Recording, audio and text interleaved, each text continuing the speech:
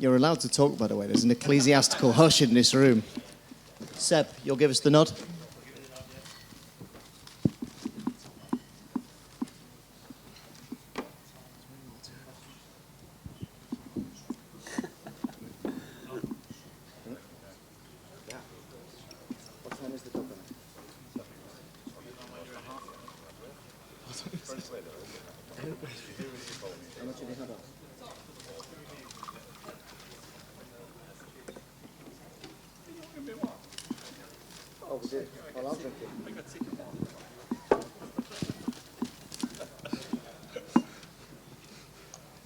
Okay, without further ado, good evening and a very warm welcome to this, the very first FansBet Racing Cheltenham Festival Preview Night in association, very importantly, I think, with Racing Welfare. I would argue at least a strong candidate for the most important racing charity, in association with the sportsmen who are helping us beam this event live onto the internet to thousands more eyeballs, not just those of you who've turned up tonight to support us, and indeed also in association with our hosts here at Hotel Football. So thanks to you for coming, and indeed thanks very much to anyone who's out there watching this evening. Over the course of the next something like 60 to 70 minutes, we will try and work out what might unravel at the Cheltenham Festival. It begins, of course, 2 weeks today. I'm your host. My name is Tom Lee, but much more importantly, in the winners' enclosure as recently as yesterday, a man who this very season has gone steaming through the 1,000 winner mark as a jockey with many, many fruitful years still to come. A man who won the Jockey of the Month award for January, and a man who, lest we forget, was a Cheltenham Festival winner in the saddle in the year of 2018 on Mr. Whittaker. Please put your hands together and welcome Brian Hughes.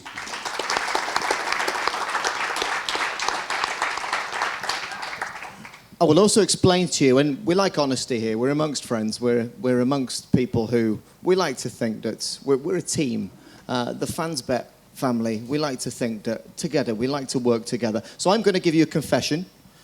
Now, maybe this will or won't be the last confession we make tonight. The reason that the 7:30 start was delayed until 7:42 was that one member of the panel, and I'll let you guess, had backed a greyhound, which he needed to watch. And you can't take place in a Cheltenham Festival preview night while there's a greyhound race going on. One of the best loved and undeniably one of the best, most easily recognised and distinguished characters in both British and Irish racing. A man who has produced many great talents, both out on the track and indeed in the saddle. He's the man who got Rachel Blackmore going.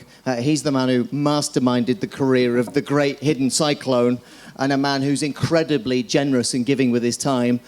His name, on his birth certificate at least, is John Hanlon, but we know him and we love him as the Shark.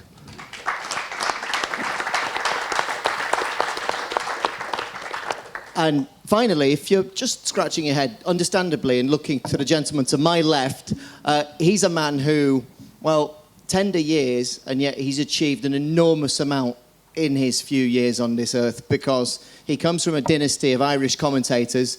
His grandfather, the great Micheál O'Hehir, he's somebody who contributes to some of the most heavyweight sports shows across a variety of sports, not just horse racing, in Ireland. And I think, my suspicion, my hunch is that Conor O'Hehir is going to be someone who, in the none too distant future, you'll start to see cropping up in front of the camera as well. I'll give him one more compliment. If this was Las Vegas and you were a pit boss, I promise you, you'd know this man's face. Conor O'Hehir.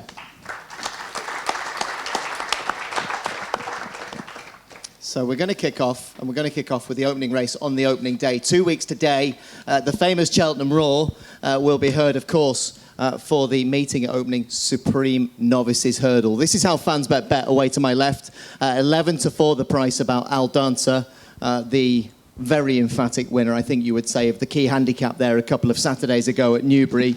What is now, it's the old Tote Gold Trophy, the Schweppes, in its current incumbents. It is the Betfair Hurdle, won last year, of course, by Kalashnikov. Fakir Dudary's only a 4-year-old, and yet such is the strength in depth at his stable, might he very likely run in this Supreme Novices Hurdle 4-1. Angel's Breath has options 7-1. Elixir de Nuts, interesting, and I'll tell you why in a few moments, 8-1. Classical Dream attracting money from much bigger prices. Currently with FansBet is 9-1. Aramon 11s, 12-1 bar those. The gentlemen on my left and right can bring in any name they fancy. Paul Nichols, the trainer of Grand Sancy, the Kingwell hurdle winner at Wincanton the Saturday before last, giving him a real good mention the last couple of days. Conor O'Hehir, the Irish Challenge, so often likes to stake a claim that the Supreme Novices Hurdle will be their race. And yet, all the rage, Al Dancer. Some people say, be wary handicappers stepping up into a Grade 1. What say you? Yeah, he's a worthy favourite at the moment. He's taken a similar route to last year's winner. I wouldn't be completely convinced on him, but it doesn't look a massively great race, but you never really know until further down the line how good these novice races are. Which one? You're saying that the race he won wasn't a great race, or this Supreme Novices Hurdle edition is not a great race? Well, we don't know really yet, but there's potential superstars in it, but they all have to prove it. Angel's Breath is the one. I think there was a bit of an overreaction what happened at the weekend when he was beaten. I still think he jumped a lot better the last day. He only jumped 4 hurdles the first day we saw him in public. He'd be the one I'd side with still at the moment. I think they pushed him out to 14-1 after the race the last day. He's been clipped in again. I think he's only a 7 or 8-1 shot now, but he'd be the one I'd side with. I don't think the Irish Challenge is very strong this year. I was going to say he was seen off by some bookmakers, suggesting that on the strength of one run on a track that probably didn't suit, suddenly his price catapulted to probably what was much too big a value. I know he's got options, but you think there's a hint of a little bit of value there for anybody who's considering a bet in this race? Yeah, I think he'd be shorter on the day. I know they still have the same connections of the favourite as well, but I can't see him. I don't really think he'll step up a trip. I think he'll head straight for the Supreme. Brian Hughes, there's a horse here at the front of the market, trained by Nigel Twiston Davis. This season he's seen the racetrack 3 times. He's been to Carlisle, he's been to Fosslas, he's been, obviously, to Cheltenham. And yet, when we look at this, the stats will tell us that 11 of the last 17 winners of this Supreme Novices Hurdle have contested a Grade 1 this season. I know he's a good one, but he's only a handicapper. How confident would you feel if your ride was Al Dancer in this race?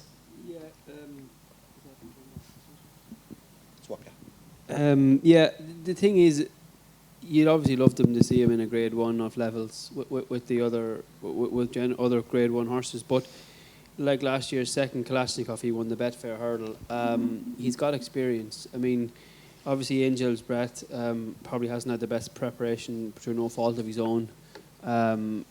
He won at Ascot and didn't jump many hurdles. And then you've got, obviously, he had a flu vac, which recently will obviously have affected his performance at the weekend. And like the weekend was only a prep in any case, but Al Dancer's got solid experience, so what he may not lack in graded competition, he's made up for in handicaps, because it'll be fast and furious, and at least he has got the experience under his belt. So play devil's advocate, and we've gone from no microphone to a very loud microphone. Play devil's advocate, if we're sitting in the weigh room now and I say one of those jockeys has just had a little stumble and has got a headache, can't go out there to ride, the doctor signed them off, which one do you want to ride? You can take absolutely anything in the Supreme Novice. What does Brian Hughes with under 1,000? I was impressed with Joseph O'Brien's horse winning at Cheltenham. And yeah, hang on a second. And he gets £8 off the top. He's only a 4-year-old. A 4-year-old winning the Supreme Novice. Yeah, well, they've got is that not a very big physical hurdle to try and bridge? Well, you're taking it on trust. I mean, if Frank Berry and JP McManus and Joseph O'Brien are willing to pitch him in, they obviously think he's capable. They didn't buy him and then pitch him in if they didn't think he's capable. So you're taking that on trust. He's in receipt of £8 off Al Dancer, and if you're trying to pick holes in some of the form of the other ones, I mean, Shark will tell you, if you've given any weight away in any graded race, is very, very difficult. So the fact that he's 4-year-old, he's getting the allowance, but it's sometimes very hard to give them if they're strong enough, and if they're they'll only put him in if they think he can do himself justice. He won't be there to make up the numbers. Fair comment. Good stuff. Right. One horse I do want to touch on very much is Elixir de Nuts for the Colin Tizard team, who he's been saying all the right things. But those of you who follow your racing closely will know there's a horse in training at the moment called, and I think might be Robert Tyner who trains it, Does Your Dog Bite? But maybe if we all club together in this room in a couple of years' time, the Sharks should be training one called "Did Your Dog Win?" I don't know. I was listening to you. But Did it win? I will Come check on. out. I will check The it out. intelligence unit over there should be telling us. Check it. Now then, if I could give you one option at the front of this. Have you enjoyed your day, by the way? Welcome to Manchester. Yeah, I loved it, Jim. Then I had to meet you. After that. Now then, Supreme Novices Hurdle. Let's talk Turkey because this Conor O'Hehir says it's not a very good Supreme Novices Hurdle. It's going to take some winning. Joseph's got the 4-year-old. They've paid a lot of money for that horse. Aldance's only a handicapper. You know about the stat that we highlighted with that. Angel's Breath maybe was too big a price after the last day. Elixir de Nuts. Talk to me a little bit about him because he's a front runner. He loves Cheltenham. He's had that little cheeky racecourse gallop at the weekend at Wincanton. Colin Tizard, a man who's not prone to hyperbole, is absolutely telling anyone who'll listen seemingly that Elixir de Nuts is a horse who can run a serious race. And he's your type of price. He's 8-1. Make of that what you will. Yeah, he is a great price, right? But just, I doubt what he's after beating as well, right? I think that he's a good horse, but I don't know if he's a supreme leader horse. Like I'll tell you, and Pat Doyle trained Nicky Henderson's horse, right? And the day he won his pint to pint, he won at 12 or 14 lengths. But the horse that was second to him is rated 82, right? So that just doubts my mind for him. I think JP's horse, he went to Cork. I was in Cork today that he won, and he looked half fit. And he took my breath. I said, Jesus, he looks very good. And then he went to Cheltenham. And when he went to Cheltenham, he couldn't have done it any better. Brian just said, like, he just couldn't, and he's getting the allowance. Like, he's a French horse. Any of them French horses, you have, they have a year under their belt. It's not the same as a store horse or you buy a horse, an Irish horse there after winning the pint to pint. They haven't that year, but he ran as a 3-year-old, and he had good runs as a 3-year-old. So I just think that he's the horse that they're all going to have to beat. It's very, very hard to give away a weight to a horse like this, and like he highlighted every horse in Cheltenham. Like I can't get my eyes away from this, and I know that they're talking very highly of him at home. They think that he's the bee's knees, that in a year's time he could be in. As is his young trainer, Joseph O'Brien. So it sounds as though, folks, we've got 2 votes for Fakir Duderis sidestepping the Triumph Hurdle to go for the Supreme Novices Hurdle, but also certainly Conor giving a little word of indication that Angel's Breath, I think it's fair to say, would be your value play. Yeah, each way I think at the prices. And to completely muddy the picture, I think Elixir de Nuts is a horse who's been completely overlooked. So at 8-1, that's my 2 penneth worth. But what I will also say, and this is important, we talk about giving weight away. It may very well be that FansBet are going to be giving money away, because if the favourite does oblige, they've got 2 things that I think will be of interest for you. Anybody who doesn't yet hold a FansBet account, for new customers, up to £20, there's a 100% deposit bonus this evening. So make absolutely certain, if you should avail of that, you use the bonus code CH20, uppercase CH20, and that's a bonus for you to use. You'll find the small print there. It's pretty straightforward, so you can make sure they give you something there. And if you should choose to have it on the favourite, and this is literally first come, first served, because I know the bean counters who are sitting there with the abacus sweating and worrying about this price. 11-4 has nearly been doubled, so it doesn't take a particularly shrewd mathematician to work out that the best price in the village at this very moment, wherever you might be, is this 5-1 about Al Dancer, who, if he's as good as he looked when he won the Betfair Hurdle at Newbury, he has some serious acceleration. He beat one of my family's horses, Magic Dancer, who's a reasonable yardstick, but he beat him easily. He absolutely had him in his pocket. So 5-1 for a very limited time. What I will say, with absolutely no sense of shame, it's only for a tenner because it's not Christmas. I haven't seen anybody with a red hat with a white bubble. I've seen a man with orange hair, but no red hat. Does that mean that Joseph's horse is 5-1 as well, no? That means that Joseph's horse is... somebody refresh and rewind on there, is 4-1, Shark. I know you need to put them slightly further back up the nose. Yeah, but I thought you were going to enhance the price a bit or something. Regrettably, Shark. Dunno. Okay, all right. They say money goes to money, but that would be poverty going to poverty if you want me to try and give you something. That brings us very neatly on to race 2. That's the Arkle Novices Chase. If you say that, and maybe the Supreme Novices Hurdle, if you believe Conor O'Hehir, you might say that it's a below-par Supreme Novice. I'm not sure I believe that. There have been a few big names go by the wayside in terms of the context of the Arkle. We lost Dynamite Dollars, we lost Laricheburg, but what it does leave is an absolutely intriguing cocktail led by this Lawler for Kaylee Woolacott, a horse who's provoked plenty of discussion because, go back to the November meeting in Cheltenham, he was absolutely devastatingly good under Dickie Johnson. But fast forward 3 weeks, he was rather less so. A beaten 8-11 favourite. It might have been the soft ground that upset him there, but I struggle really, Conor, to use that as a particularly viable excuse because when he won his Grade 1 at Aintree back in April 18, that was on soft ground, so that slightly kicks that one into touch. He's had a racecourse gallop, Lawler. He hasn't had the prep run. He hasn't run since December, indeed. So make of that what you will. I'll give you a couple of statistics to chew on also before we get low down and dirty with a couple more of these.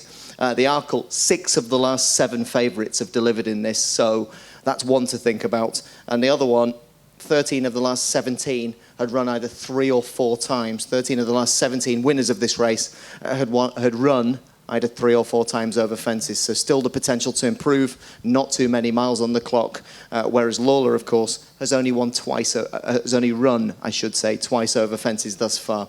Does that open the door for something at bigger prices? Defi Dusoy, connections talking about rerouting him from the JLT to the Arkle. Interesting move that, because of course last year was a disaster for him, seems to be back on track now.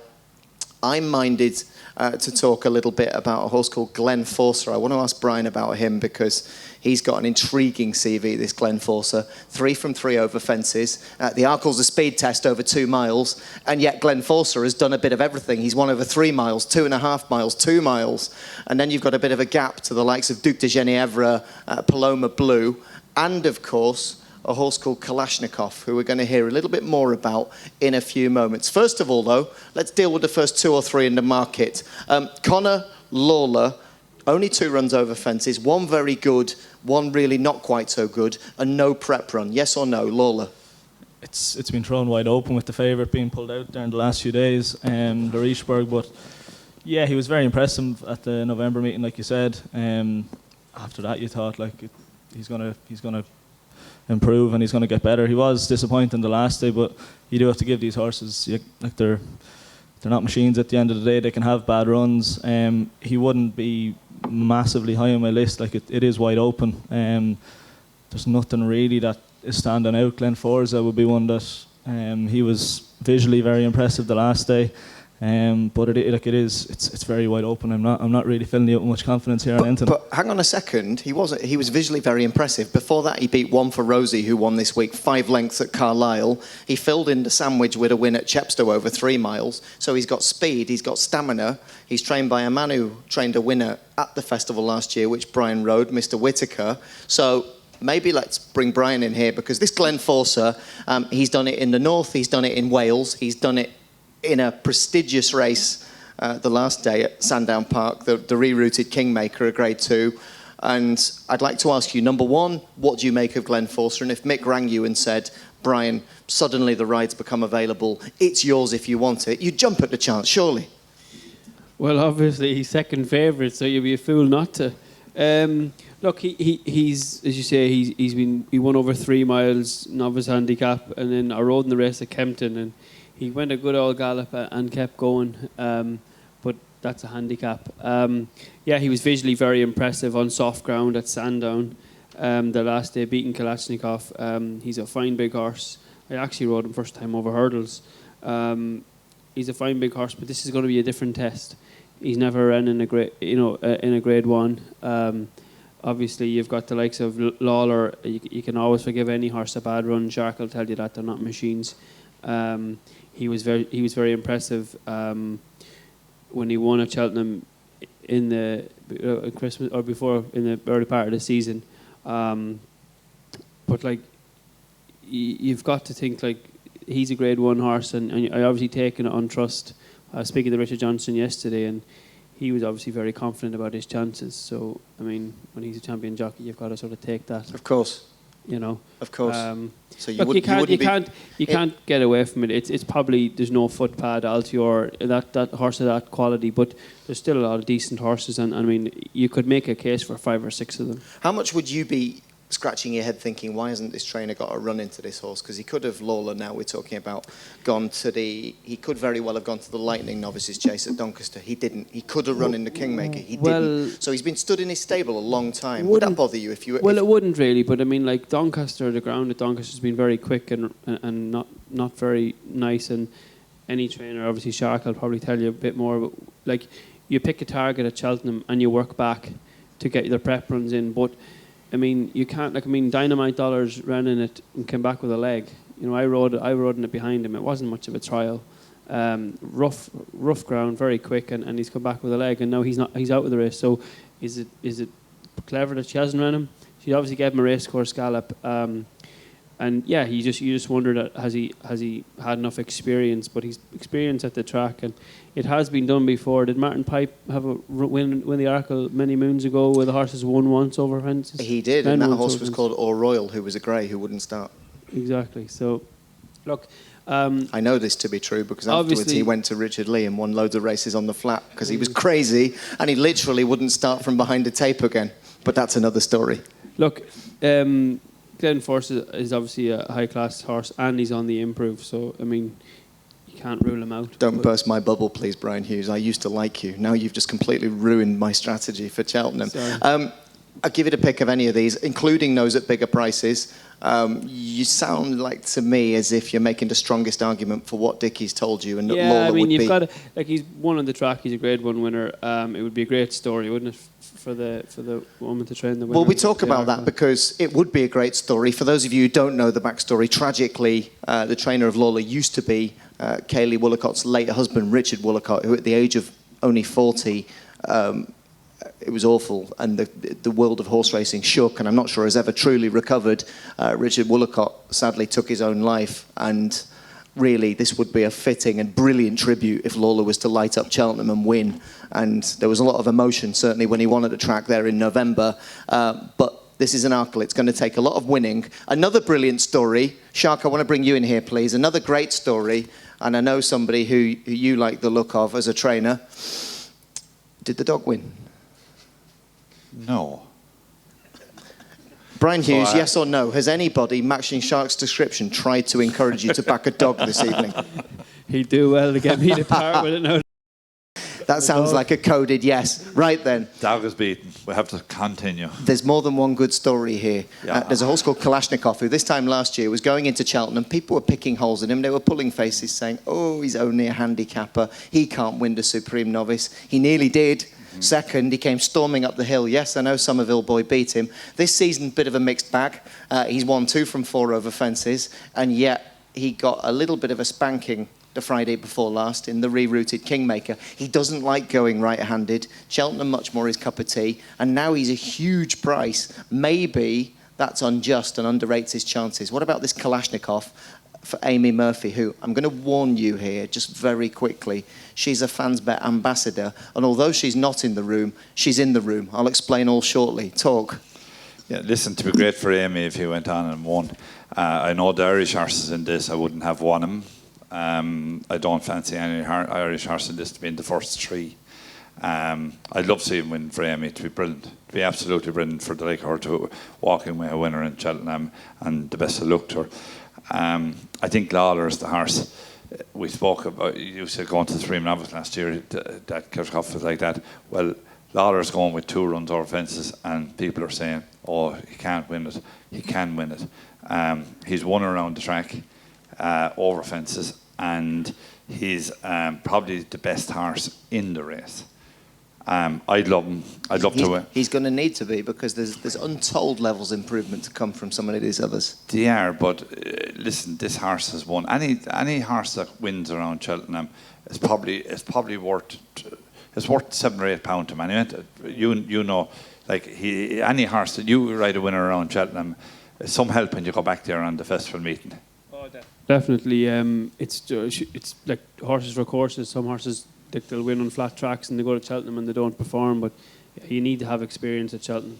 Can I just say, one of the thoughts for the day is that Glenn Forsyth, before he won at Sandown, for those of you who really follow these things to a high level, what a certainty he would have been for the Close Brothers Novices Handicap Chase. And yet now he has the choice of an Arkle or a JLT, so I'm sure somebody else would have cottoned on to that. I want to turn this back to Kalashnikov. Conor O'Hehir, I won't beat about the bush. I asked you about this yesterday. You screwed your face up, laughed and said, he's got no chance. Justify that. Why? I don't remember that. Did I say that? You're making Remember where you are now. Remember where you are. Under pressure, from home. thousands of people watching on the internet, room full of people. No, You've got to explain yourself. You can't pick a fight and then run away. I can't see how he's going to beat the horse that beat him the last day. I don't think he can. Like, he was. I know there was excuses. And yet, hold on a second. It's absolutely on record that Kalashnikov doesn't like going right-handed. He was running out of time for a prep race. He's a horse who actually, bear in mind, that was only his 4th try over fences, and just the rhythm was never quite there. And yet he's brave to try and finish off his races the way he does when it's stacking up against him. He's going to need rhythm around Cheltenham, though. Like, they're going to go flat out. Like, he's going to. But they went flat out in the Supreme Novices Hurdle last year. Didn't do too badly there, did he? Yeah, but I can't see he was beaten out the gate the last day. I'd be very surprised if he could win this race. I don't know what I'd back in the race, but I wouldn't back him. You heard it here first. Somebody of this parish who sadly can't be with us tonight is FansBet's very own Amy Murphy, who, when FansBet was just beginning, one of the very earliest adopters was Amy, who is a great character. She's a great supporter of everything that FansBet stands for. And last Wednesday we were lucky enough to get the invite to head on down to Newmarket and actually spend the morning with her. And she said, if I can't be there, I'd like to at least be there in some format. She said, if this was the Oscars and I couldn't walk up on stage to accept it, I would like, all the way from Hollywood, Newmarket in this instance, to talk to the crowd. So, James over there, take it away. This is what Amy had to tell us last Wednesday.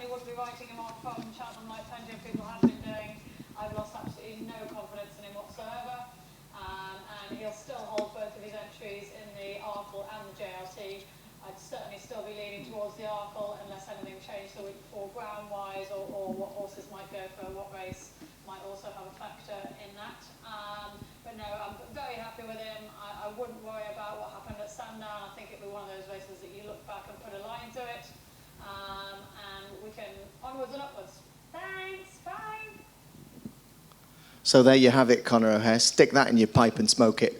He's got a right chance in the Arkle, and there's his trainer telling you straight. Votes, please. Your winner of the Arkle this year is? Reluctantly Lawler, but I wouldn't have a strong fancy at all. Brian Hughes, your ride in the Arkle, if you could cherry pick one right now, would be? Well, obviously you'd like to ride the favourite, Lawler, but any of the top two would do me.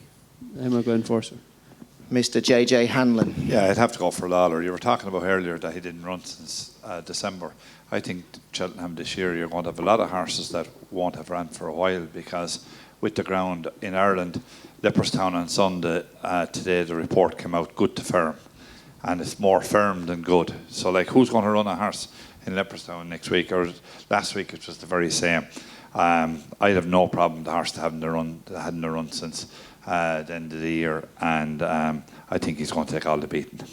There you go. The one dissenting voice in the pack is me, who will not hear a bad word said against Glenn Forsyth. I know the addition potentially of Defi du Soy muddies the waters, but Glenn Forsyth, to my eyes, is a horse who just gets better and better and better with racing. He's got speed, he's got stamina, he's gone a little bit under the radar, but I just think as well, something else that Amy could have said there and did say to me privately last week, maybe it was that Kalashnikov in his last run perhaps he did run okay, but maybe he was just beaten by a horse who's going to go on and be an absolute superstar, and that horse is Glenforsa. So I think the value lies there. As ever, we're going to try and at least whet the appetite and tickle the taste buds with a little bit of a price boost for the Arkle. And drum roll, please. There it is. Again, first come, first served. This one and all of the remaining price boosts, I'm led to believe, are for a stake of up to £25, should you wish. So Glenforsa, 11-2, best price in the village. Shark, I believe you've got... Don't tell me there's been a steward's inquiry and the dog has now been promoted. Any of the ones that we fancy, you're going to promote them, no? Do you know, just for the sake of it, like, do you know? Listen, the day is young. Okay. Just Right. hold your run. Okay, Be patient. Right. Are you okay? Have you got enough fluids there? Well, you give me water. It doesn't mean much good to me, to tell you the truth. But anyway. Can somebody bring this Shark another sports drink, please? James Fletcher, a Red Bull with a bit of sweetener in it, please, for the Shark. Moving on, has anybody got any additions they'd like to throw into the mix at this stage for the shoulder races on Tuesday? Anything like the National Hunt Chase? Anything of that nature for the handicaps that you'd like to throw into the mix? No pressure. Time to come back to that. If not, we will merrily steam on into Wednesday, and something that even a couple of weeks away, it's such a pleasure to talk about, the 2019 Champion Hurdle. Will it be a three-peat for Bouvier, who won the race in 2017, 2018, or will it be one of these wonderful mares from Ireland? Apples Jade, multiple Grade 1 winner. I know Brian's got a couple of positive things to say about her. You've got the younger Lorena, winner of the Grade 2 Mares Novices Hurdle last season, off the back of her win at Punchestown. You've got Verdana Blue, who, interestingly, what a strange springboard this is to the Cheltenham Festival. She runs tomorrow night, Verdana Blue, not over hurdles, but on the all-weather at Kempton Park. So, Shark, you and I can get in the JJ Hanlon horse box and steam off down the M3 to Kempton to cheer her on. You've got Sharjah, such a good horse he proved he was in Galway. You've got, obviously, Sam Crow in there. He's going to run in the Stayers, we think. Mellon, who's had his chances, doesn't quite like putting his head in front, Mellon. Good horse, always so often the bridesmaid. And then the likes of Espoir, Dallin, Super Sunday might well go for the Stayers, etc. Conor O'Hehir, we'll start with you again, please. This Bouvier, this time last year, he was coming into Cheltenham off the back of an undefeated season. He had this air of absolute sheer invincibility. Not so in 2018-19, because people were shocked on what we call Boxing Day, what you call St. Stephen's Day. The 26th of December, he turned up at Kempton Park to win the Christmas Hurdle, 4-1 on. Didn't quite go to plan. What went wrong there? And is it going to be 3, or is this for Irish export? Yeah, the day in Kempton, no one really saw that coming, but yeah, beaten, incidentally, folks, by Verdana Blue, his stablemate, the mare who could very well be a really good second string for Nicky Henderson. She's running tomorrow night in Kempton, but it was just a strange race because at no point was he really motoring with that great slick ease that he normally carries through his races. No, he usually travels a lot better. Like, you knew from a good way out that Barry wasn't exactly happy, and up the straight, like, Verdana Blue was always kind of going to pick him up. He put it right then in Sandown the next day, did what he was kind of what people wanted him to do, and he goes to the Champion Hurdle. Like, he's a very good horse. Like, he beat Mellon only a neck last year. Mellon has gone backwards, I know, this year, but I'd be trying to side. I would be siding with one of the mares. I think Lorena could be literally anything. Like, Willie Mullins knows exactly what he's doing with mares. He's won the race with any power. Well, of course, the irony here is that it's a mare that he trains against a mare that he used to train. I'm going to ask all three of you the same question. If you were forced to pick, I mean, this really is champagne or caviar. Which one would you like, sir? Because Lorena or Apples Jade, talk about a first world problem. Which one's better? How do you even decipher that? And if they're pitched in together, Struth, what a race. Which one wins? But at the moment, Apples Jade is better. Like, on form and everything, she's better. But you just, the other horses, she is, and yet this time last year she turned up in the Meuse Hurdle and somehow managed to get herself beaten. They said she was in season. They said they're trying to control it. You can't truly. She's been a different horse this year. She's been what she's done this year. It's been her best season so far. She's getting better and better. It's great that she's running this race for so long. We didn't think she would be in the race. If the three at the top of the market line up, it's probably going to be the race of the week, I think. It's just such a fascinating race. You have the winner from the last 2 years against these two mares. It's lining up to be a very good one. Brian Hughes. Nicky Henderson has had a lot of luck in this champion hurdle. He's 7 times a winner. He's won 4 of the last 10. And when you work through the front 3 and the betting here, Bouvidere, Lorena and Apples Jade, you can also support that by saying that 12 of the last 20 winners of this champion hurdle were previous festival winners. Well, they all tick that box. So does the winner come from one of this trio? Is there some value further down the list that people are ignoring, that something you've ridden against, something that you've liked the look of, something that's caught your eye in one of those races, either in Britain or in Ireland, or is it actually all about those horses, the real powerhouses at the front of the market? Well, you can't obviously knock Bouvidere. He's won the race the last twice. He said he wasn't right last year and he still won. I think Nicky Henderson, you're taking it on trust that he's going there in his peak health, if you like. He's a bit like Estebracht. There's a very fine line with his jumping. He's hero or zero. Like the last, when he got beat, he missed a couple of hurdles, and then I was there that day. Barry wasn't unduly worried, but he's 1-4 and he gets beat. I'd be fairly worried. Obviously, the last day he beat Vision de Flo, who won the National Spirit Hurdle at Foss last the other day. But before this 2 runs ago, he's looked flawless and unbeatable. Like Apples Jade's had a perfect season. She's obviously dropped back in trip. In receipt to £7 and a little bit bigger value, she might put it up to him. And obviously, the harder they go, her stamina will come into play, won't it? So I'd nearly take him on with her. Let's go back, just retreat momentarily.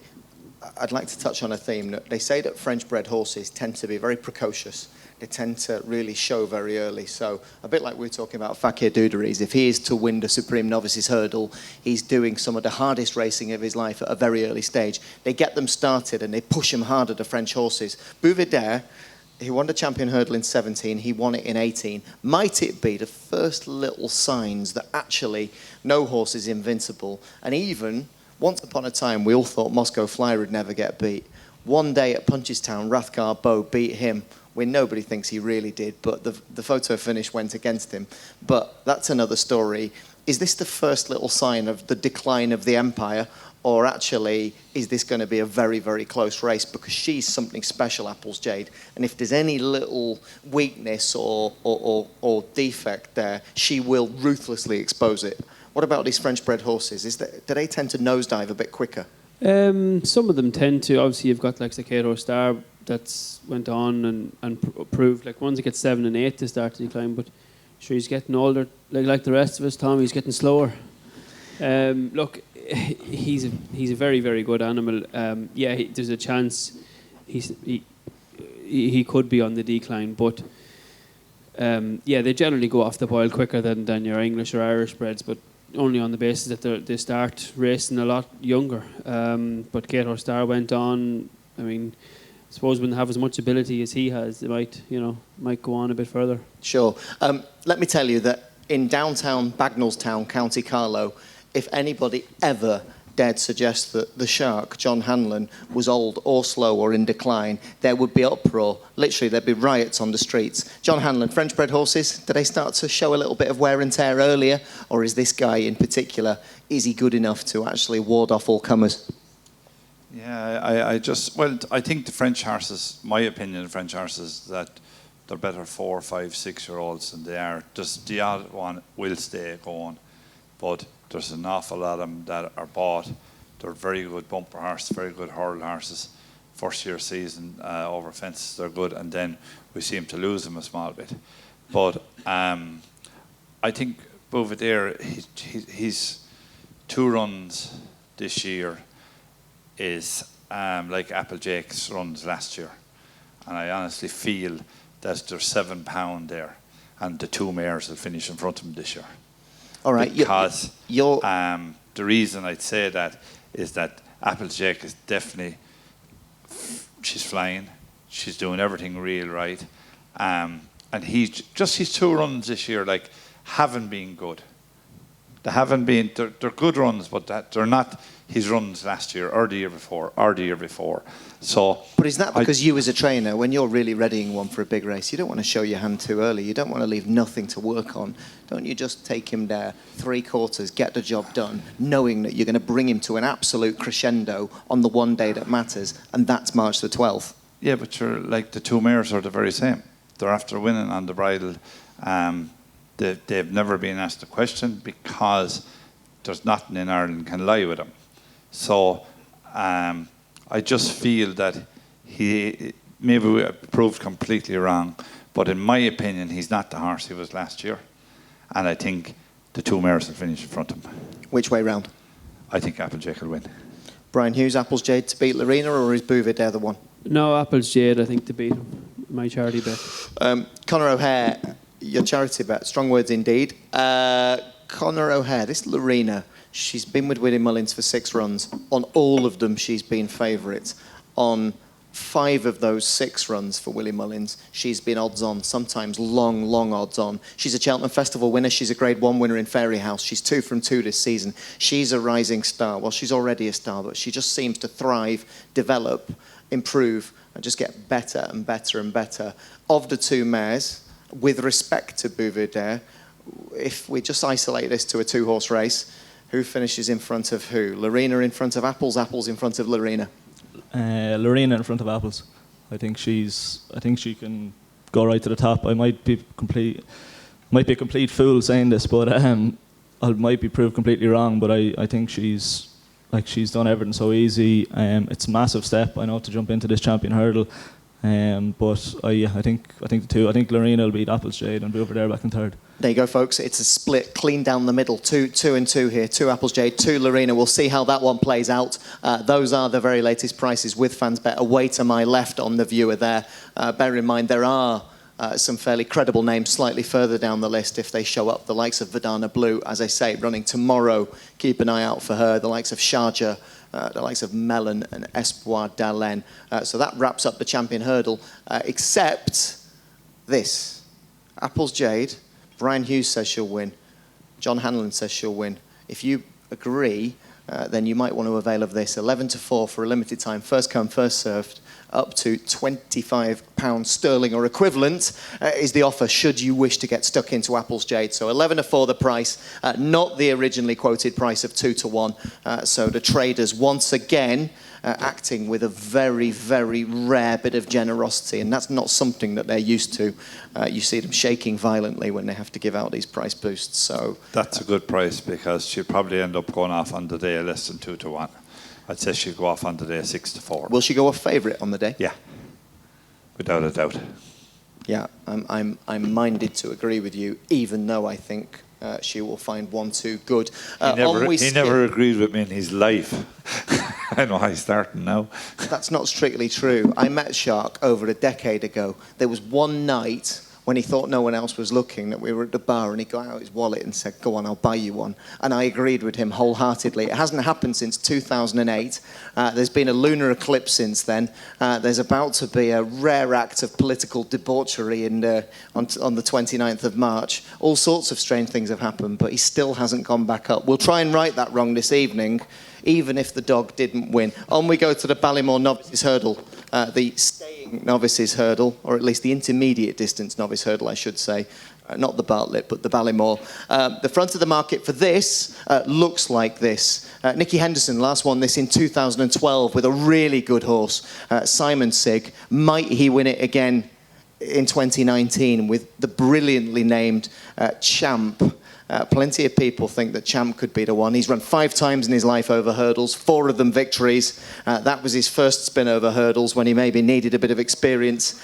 He's won the last twice this season, once a handicap, once a Grade 1 at Newbury. Then you've got this battle over Doyen, a horse who maybe Conor will tell us a little bit about. Classical Dreams being back from much bigger prices. Angel's Breath, obviously we talked about him in relation to the Supreme Novices Hurdle. City Island, Conor O'Hehir writes a brilliant column every week on a Friday called The Irish Angle. He had a good bit to say about City Island the week before last. Brewing up a storm 10-1. Our old mate Fakir Dudaries, He's got all sorts of entries, but looks as if he's going to be going to the Supreme. And then Birchdale at 11-1. These are horses, just like Commander of Fleet, who also could be ending up shopping elsewhere. So this is a race which certainly some of these names won't be present. One who will is the English-trained Champ. Brian Hughes, Champ, almost everything that's been asked of him over hurdles, and I don't think it was an exception because perhaps he just needed the experience. His first run over hurdles at Ascot, I say only, plenty of people would give their back teeth to have a horse good enough to finish second on a weekend at Ascot. He's gone on from there to be not just a really good handicapper, but to be a Grade 1 winner. He looks the real deal. He's trained by a man who's absolutely banging in the winners. Nicky Henderson, the last 2 weeks, 12 winners from 30 runners. So at this very second, Henderson operating at a 40% strike rate. What a wet sail that is to be taking in to the Cheltenham Festival. Champ, Brian, tell us a little bit about him. What's your opinion? Yeah, to be fair, Tom, I mean, he wasn't beaten by a bad horse in Vindication. He only beaten a neck. But he's done nothing but win ever since. Interestingly, he's got the name Champ. Obviously, they've obviously kept that name for a while for a horse they thought worthy of it. He's a winner of the Grade 1 at the Shallow Hurdle at Newbury. And yeah, he won a nice handicap there the time before. Look, he's a worthy favourite. Nicky Henderson obviously is embarrassing riches. He's got a lot of nice novices, and similar with JP McManus. Obviously, he's the best form in the race. That's why he's favourite. I like a horse a bit bigger price. I know he's fallen last time. Was Brewing Up a Storm. Mm-hmm. He had Why so? Well, he had the beating of Birchdale, and obviously he tipped up at the last when looking like one to be impressive sort of winner. And he's 12-1. He's a bit more value. Whoever it was, the kennel attendant has just rung up to apologise, and Shark's now not taking his call. He wants a refund. Oh, it's a sad state of affairs. Brewing Up a Storm. Maybe somebody somewhere is brewing up a storm. Tell him that information was terrible. Absolutely rotten. Exactly. Conor O'Hehir, Battle Over Doyen, Classical Dream, forming a pretty strong Irish contingent towards the front of the market. I want to just arm you with a bit of information at the front of the market to tee you up to talk about these. When we talk about Champ, in the context of this Ballymore, 8 of the last 10 winners of this race were top on official ratings. That's Champ. Also, 8 of the last 10 had won a graded novice earlier in the season. So obviously Champ did the business in the Shallow. That makes him, with Brian's endorsement, alongside Brewing Up a Storm, a fairly formidable rival. What arguments can you make for or against Battle Over Doyen and indeed Classical Dream? Well, Battle Over Doyen has done nothing wrong, really. He won a maiden hurdle very impressively. He went to one of the Grade 1 Lawlers race, then a Nace. He's the sort of horse, like it's like all these Jigginson horses, they're bought to go chasing. He's a big, rangy horse, he will go chasing. I'd say Cheltenham will suit him, hopefully. He jumps well, he'll stay on up the hill. Champ is definitely a worthy favourite. I just think if they got into a battle, I think the Jigginson horse might be a bit more of a hardier horse. But Champ has all the experience at the moment. Battle Over Doyen has to come out and prove it. He's only had 2 runs over hurdles. I know he had a couple of runs in point-to-points. But yeah, it's going to be an interesting one. City Island is a horse who, trained by a man that maybe some people in this room aren't familiar with, Martin Brassel. He's only had 4 runners the last 2 weeks, and yet 2 of them have delivered. So his current strike rate's very, very good.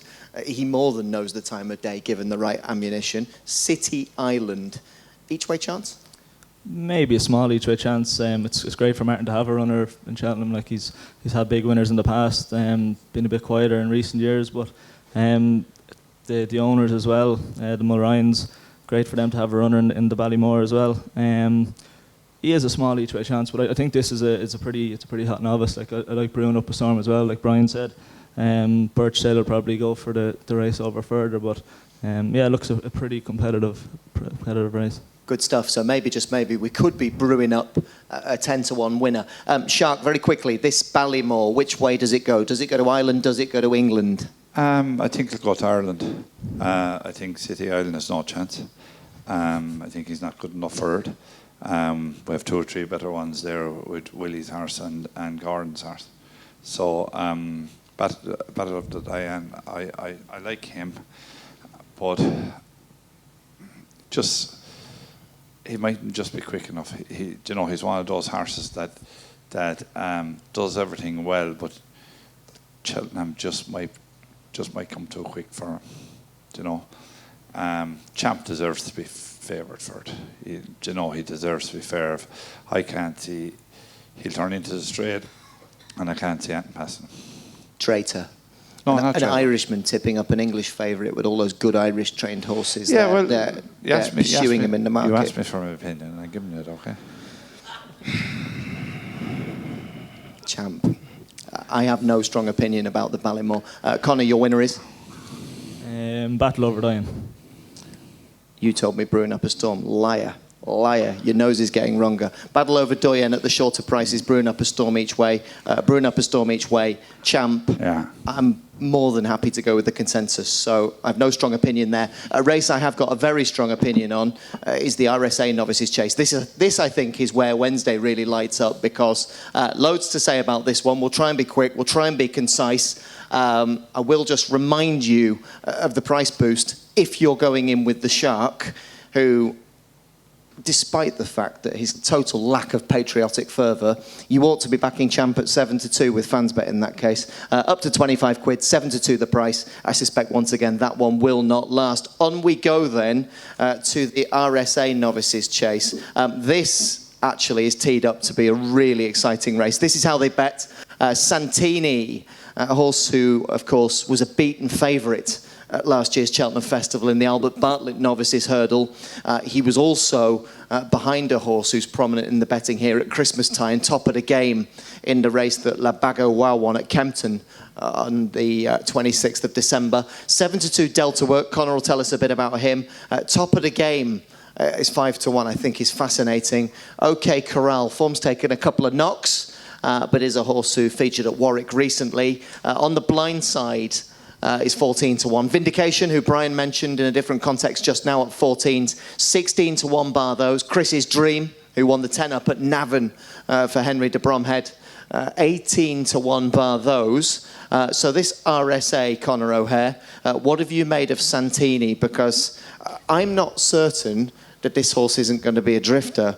When you go back through and examine his record, you see that people this time last year were talking about him as a certainty for the Albert Bartlett. I know he got the job done on the flat speed track at Aintree. Was it the track that beat him? Was it the opposition? Was it the occasion? Fluffed his lines at Cheltenham. That worries me.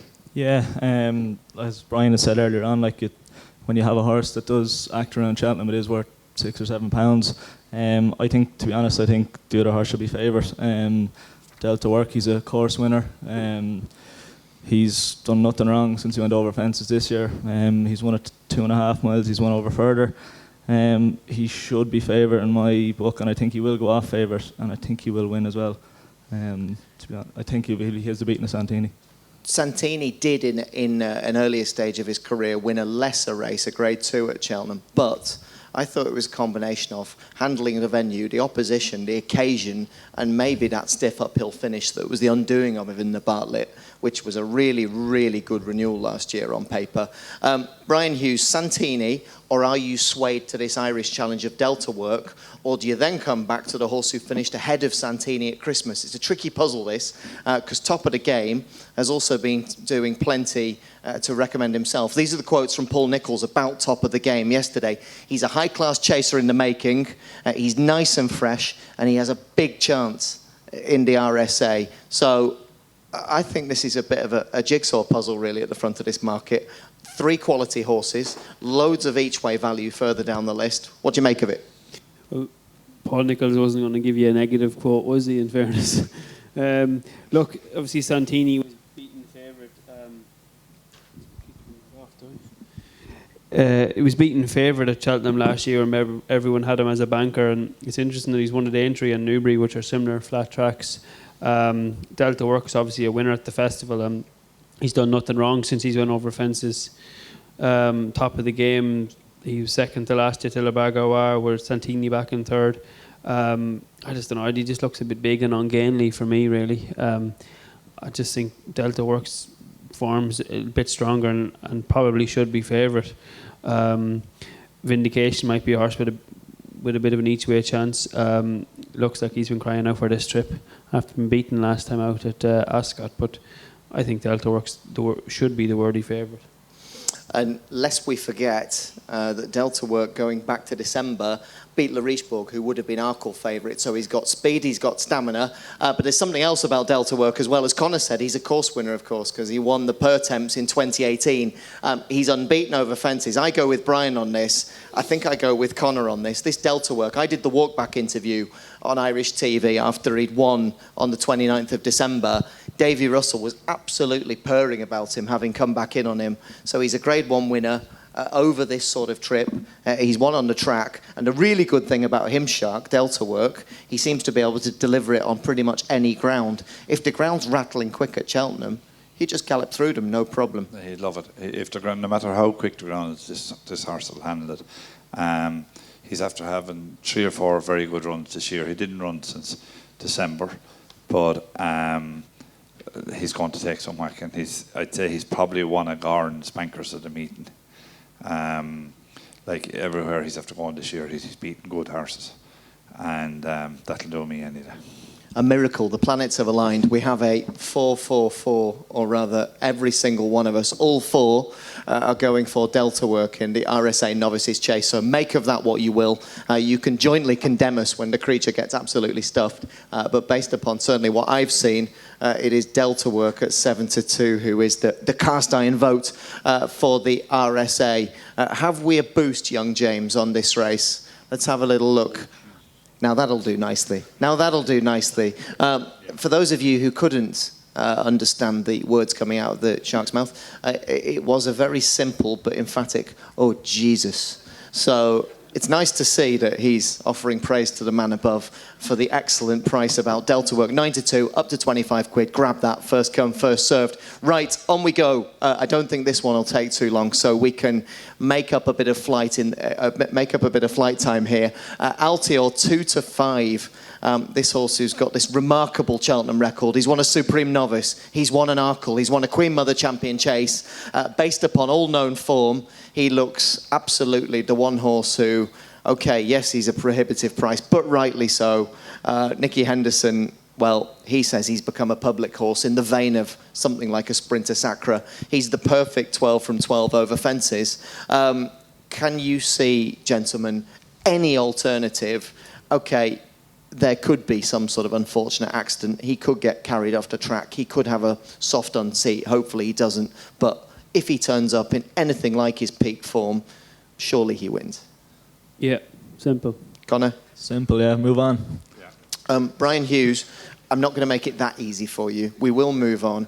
But you can't ride Altior to try and nick that massive second-place prize money and delight the connections. I mean, huge prize money offer here. Something's got to be placed. What's the most likely alternative at a price to chase him home? Well, you might think I'm mad, but... I don't think you're mad, because I actually think there's holes in the likes of Simply Footpad. Ned, he's 12 years old, but he's 33-1. He beat Footpad the last day, and I was second on him the time before, giving £3 to So Royal. They'll all be lining up to take a crack at him, and he'll hunt around and hopefully nick some place money. But at 33-1, surely he's worth a bit of value. Yeah, this is old Simply Ned, who's an amazing old horse, trained by Nicky Richards up at Greystoke in Cumbria. Brian's not letting on as much as he could because he is a huge ally and he's very much supported by Nicky Richards. He's ridden Simply Ned before, and for all that he's in the veteran senior phase of his career, he's an absolutely wonderful, redoubtable horse who's been over to Leopardstown the last 2 Christmases and won Grade 1 races. Shark, you look as if you've got something to add. Pray do tell. If Simply Ned is the only way he'll be in the first 3 if there's only 3 runners. So that's the chance I give him. How many times have you trained the each-way horse in the champion chase? Once? I go to Cheltenham to enjoy myself, not train horses. You could just actually delete the remainder of that sentence and just say, I get up every day to enjoy myself. That is the gospel according to the Reverend Hanlon. Moving on, we go on to the JLT, a race which on the 3rd day is slightly confused, I think, the market here, because we've got this Defi Dusoy, who they're now talking about taking not to this race, but to the Arkle. You've got Real Steel, who looks quite promising. Not sure if he's good enough to win one of these. Top of the game we've just been talking about in the context of the longer race, the 3-miler, the RSA. And then you've got this Lost in Translation, who the one really good thing about him is that he's only got one entry. So they can't keep trying to sort of chop and change and decide and then undecide and deviate. Lost in Translation, talked about as a future potential Gold Cup horse. En route there, Conor O'Hehir. Is Lost in Translation a JLT winner of 2019?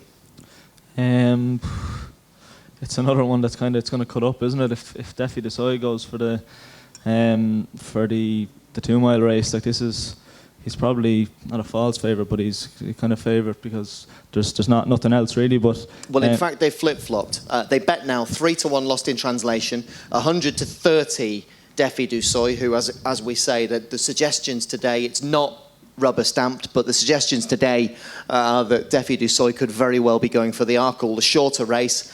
You've got Real Steel, top of the game. Well, he's got options, as we've been talking about. Glenn Forser, we think he's more likely to go to the Arkle.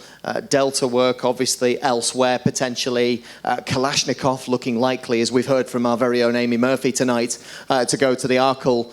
So we've got a picture there where this actually is a field which could be decimated. For that reason, this Lost in Translation, he's all about stamina, and yet they can ride him aggressively.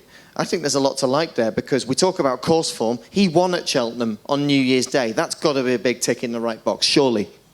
Yeah, it is a massive tick. And when you do go, you've gone down through them. Like out of the top 7 or 8 in this market, I'd say 2 or 3 of them will run in this race. So it's if you go down through them, there's ones at prices. Paloma Blue is one that ran well in the Supreme last year. Henry de Bromhead's runner. I think, by the sounds of it, he's going to end up running in this race rather than the Arkle. He's 10. What price is he there? He's 20-1. Is he 20-1? Jeez, 20-1 now about him each way in this race. When it cuts up, he'll definitely be a lot shorter on the day. He didn't take the fences straight away, but he got the job done the last day in his beginner's chase, and he has a bit of Cheltenham form. So, and that's probably quite promising, because for all that, it's very easy to be drawn like a moth to the flame with this Lost in Translation prepared by Colin Tizard. 7 of the last 8 winners of this JLT Novices Chase, Brian, trained in Ireland. Conor, Real Steel, he's a horse that you were writing about in your column, off the back of a win at Fairyhouse, off the back of a win at Thurles. If this did cut up, is he good enough? Probably not. We were down in the press for down in Willie Mullins last week. It was the night before, the day before he ran, and basically the story was if he won, he'd run in one of the novice races, the graded race, and if he didn't win, he'd run the handicap. So it wouldn't really be that much of I wouldn't be going near him really. Yeah, that sounds like condemnation enough. Brian, given the No chance. relative uncertainty about what's going to turn up in this race, what would be your chosen mount at this stage? Well, if they run him Defi Dusoy, surely. I mean, he looks like he needs 2.5 miles now. Obviously, he's a Triumph hurdle winner, and he was all about stamina as a juvenile, wasn't he? So Talk to me about his what I'm going to refer to as his lost season, because he looked like an absolute meteoric superstar as a baby. But the middle season, he just went completely missing. He only ran twice. They took him over to Ireland where he wasn't sighted, and yet they seem to have put a line completely through that, and it's as if the sort of part 2 of his career has begun in season 2018-19. That can happen? of course it can, yeah. To be fair, he had a busy juvenile campaign. Very. And yeah, sure, look, he obviously had a fairly high mark, and he just struggled to compete as a 5-year-old, but obviously he's, for whatever reason, switching to fences seems to rejuvenate him. Obviously, and you can't. His form ties in with Lost in Translation. Obviously, he probably should have beaten Lost in Translation the last twice. Got to the front 2 runs ago and pulled up, and then obviously Barry Gertie hung on to him the last day, and he grounded out. For me, he probably lacks the pace for an Arkle, and the second 2 days of the meeting is run on a slightly stiffer test of slightly different, stiffer track, which is all about stamina. So I think they're mad if they go for the Arkle. I think he'll win this. So Defi Du Soy for Brian, a very confident boat. I do like Lost in Translation. He's done a horse who's done an enormous amount to impress me. Shark, the JLT. Yeah, I think it's an English race anyway, whatever it is. Which is a rarity. It's been Ireland, with only one exception in the last 8 years. You think this definitely comes to one of the English horses? Definitely, yeah. Definitely saw this the one. I suppose he's have to win. He's have to win 4 or 5 times around Cheltenham, and I suppose if you could shut your eyes about 18 and went back to 17, he'd be money on for this race, you know. So I think that he's probably a good price for what he is. That'll do for me. Conor, just remind us. Paloma Blue each way. Paloma Blue each way. There you go. A nice cross-section of opinion from the FansBet Cheltenham Festival Preview Night team. Anyway, it's 2 weeks to Cheltenham. It's 44 weeks to Christmas. That means we need to put our foot on the accelerator and go steaming into Thursday, day 3. I will just momentarily just draw your attention to the screen on my left, which says Defi Du Soy. If you believe the Shark, if you believe Brian Hughes, you probably want to be having a little smidgen of this 13-2 with FansBet about Defi Du Soy. So 6.5 to 1.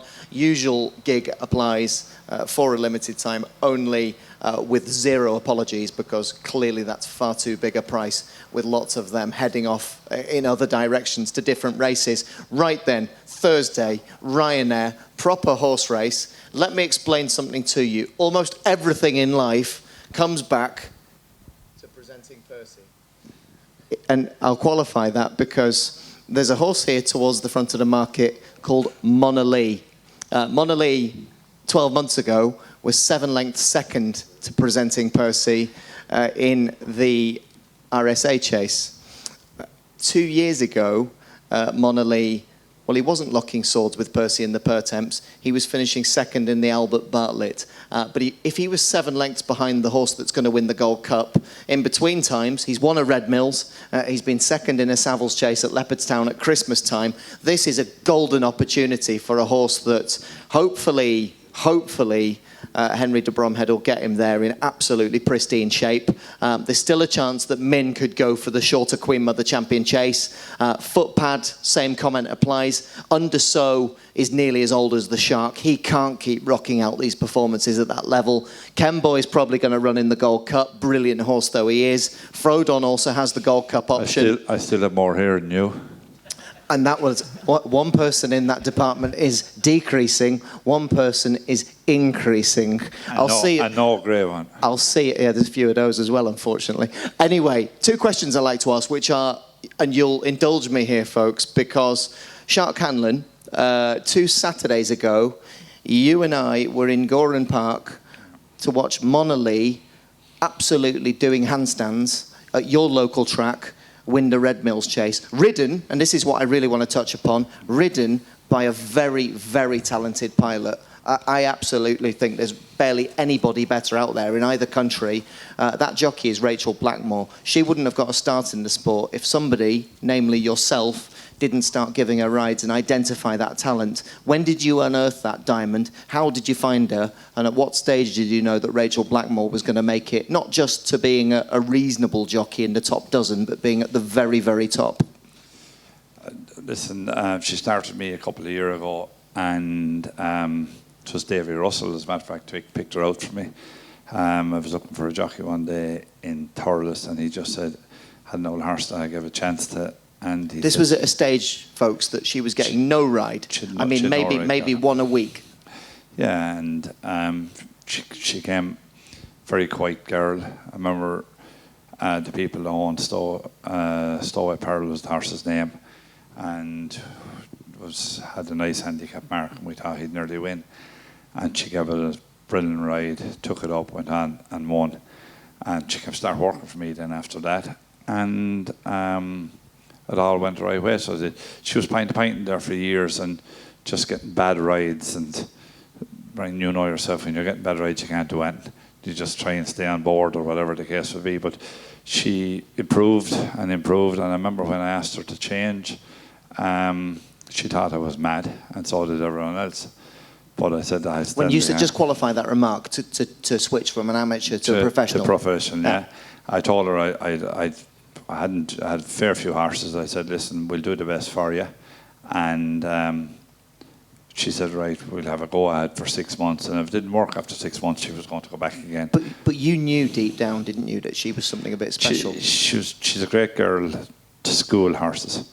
I know that she, like, it's just natural. It comes natural, and that's the reason that Gigginstown. And what is that? Is that balance? Is that rhythm? Is that an ability to see a stride? Is that some sort of inbuilt clock that? She's a great girl to see a stride, so she is. But horses jump for her.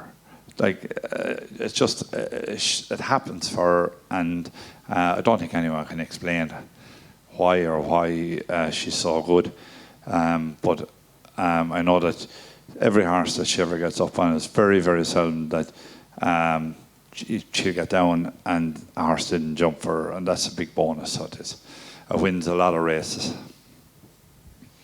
And she's hard as well. She's tough as nails. So she's. And Monalea won for in Gordon there now, and I'd say if you asked her this minute, like one ride that she'd want in Cheltenham, she'd love to ride this horse, which she probably won't get to, because Noel Feely is I think tied to the owner, isn't he, Ryan? I think he is. Well, he's ridden him enough times, I think. Yeah, I think that there's some connection there between Noel and the owner, but I know that this is the horse that she wants to ride in Cheltenham if she's ever going to get a ride. And rightly so. He's good enough, isn't he? He's very good. Yeah, he's very good in Gordon the last day now. Min, good horse, but just finds it hard to be there on the right day. I'll give you a couple of stats supporting in this Ryanair chase. 8 of the last 10 winners had only had 11 or less starts over fences, so you're looking at a couple of these. The likes of Top Notch has run 12 times over fences. The mighty Undersow, what a long and distinguished and brilliant career that's been. He's run 19 times over fences, so perhaps the clock ticking down on his career, although you wouldn't have known it the last day in Sandown Park. Conor O'Hehir, for the reasons already given, I like this Monalea. I love watching him the last day. He's got the form in the book, 7 lengths behind Percy. He's run very well in the Grade 1. You and I were there covering it for television at Christmas time. This is a quality horse. Turns up at the peak of his form, wins. Yeah, I think he's at his right trip here as well. I think is he still tying? You probably know, is he still tying with the Gold Cup, or is it nailed on that he's going to go here? Yeah, he's got to, hasn't he? The way this is falling apart. Sure, you saw the last day. He jumped out in front and Gore, and he jumped for fun, made the running, and nothing really got near him. So he's run well and raced in Cheltenham in defeat, but he's been behind a couple of good horses in those runs. Yeah, it'll be interesting to see what Willie Mullins runs here. Main footpad, but I would be in the Monalea camp. It'd be great if Rachel rode him, but I don't think it's going to happen. But I have a suspicion, looking around the room as Conor's talking to me there, and we're all singing the praises of Monalea, that if we let Brian Hughes escape this room without asking the one question that everyone's absolutely thinking, you are going to ask, aren't you? There's a name on that screen a little further down the prices, 15 to 2, 7.5 to 1, about a monumentally talented horse. A horse who won his first 6 races over fences. He's a Grade 1 winner in Ascot. Ideally, he wants some nice soft ground to get his toe in. He was just savagely unlucky, quite frankly, in the King George at Christmas time when he was brought down through no fault of his own. Literally, if you were at a 10-pin bowling alley, he was just knocked over. He had nowhere to go. That horse is waiting patiently. That horse is regular and trusted and superb pilot. Is fortunately sitting about a foot away from me at this exact moment. What was wrong the last day? I know probably the ground ideally could have been softer, and he was beaten by a monster in Surname. What's the latest on waiting patiently, and when might we get to see him again? I know it's up to the owner, the trainer, but you're a very big part of that combination. I wish that was the case. Look, obviously he needs soft ground. He brought down the Kempton when I thought I was going fairly well. But there was a long way to go to see if he was going to get the trip or not. But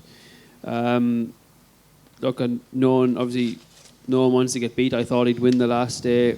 Obviously disappointed he didn't, he wasn't the best horse on the day. Surname was, but he never felt himself. Ground was plenty quick enough for him. He needs soft ground. He travelled up to the turn in. I thought I could still win it, and from the back of the second last, he was sort of pulling himself up really when I've asked him to stretch. Look, at the end of the day, it was probably like his first run of the season, but you can't take it away from the winner. He's beaten all the rest of the horses, and he hadn't done a tap from 2 out. If it was soft ground, obviously he'd run in it, but if it's not soft, he won't run. So with all of that in mind, and actually one other factor about his run the last day in Ascot, where, don't forget, he was second in a Grade 1 race, for heaven's sake. I mean, he beat Politologue, he beat Fox Norton. These are horses who've been winning Grade 1 races for fun. So it was still an amazing piece of form just because he couldn't land a glove on the winner. Let's play devil's advocate. He doesn't run in Cheltenham. You've got the obvious end-of-season festivals. You've got the racing there in Aintree. Maybe slightly less obvious. You've got Fairyhouse. You've got Punchestown. If it did rain in all of those places, which one of those tracks is the most specifically tailor-made for waiting patiently, and you'd like to ride him on? I think Aintree would be tailor-made for him to be on a flat galloping track, and you can drop in and plenty of time to get there. Cause Melling Chase, 2.5? Yeah, or the bowl, but they might leave 3 miles alone till next year. I genuinely don't know, but yeah, you'd think Aintree if it was soft enough. Yeah, we're here to talk Cheltenham, obviously, but that sounds like a little bit of a disguised hint that don't be at all surprised when Brian Hughes and Waiting Patiently are having another crack on Boxing Day at the King George, because he has got stamina and speed and class and quality, hasn't he? Well, I think so, but I'm probably a bit biased, to be fair. So. Oh, rightly so, rightly so. He's a smashing horse. In his possible absence, and if the ground isn't right, I think it's abundantly clear that if he turns up on soft ground, he would have a lovely each-way chance. If it's not him and you suddenly, again, could cherry-pick a ride in this race, who would you take and why, Brian? Look, obviously, Monalee's coming into it in good form. Obviously, Min has been beaten over 2.5 by Politologue. I know he won the race at Punchestown on his first run of the season. The only worry you'd have for Monalee is he isn't going to be left alone in front. Obviously, so he'll keep him honest.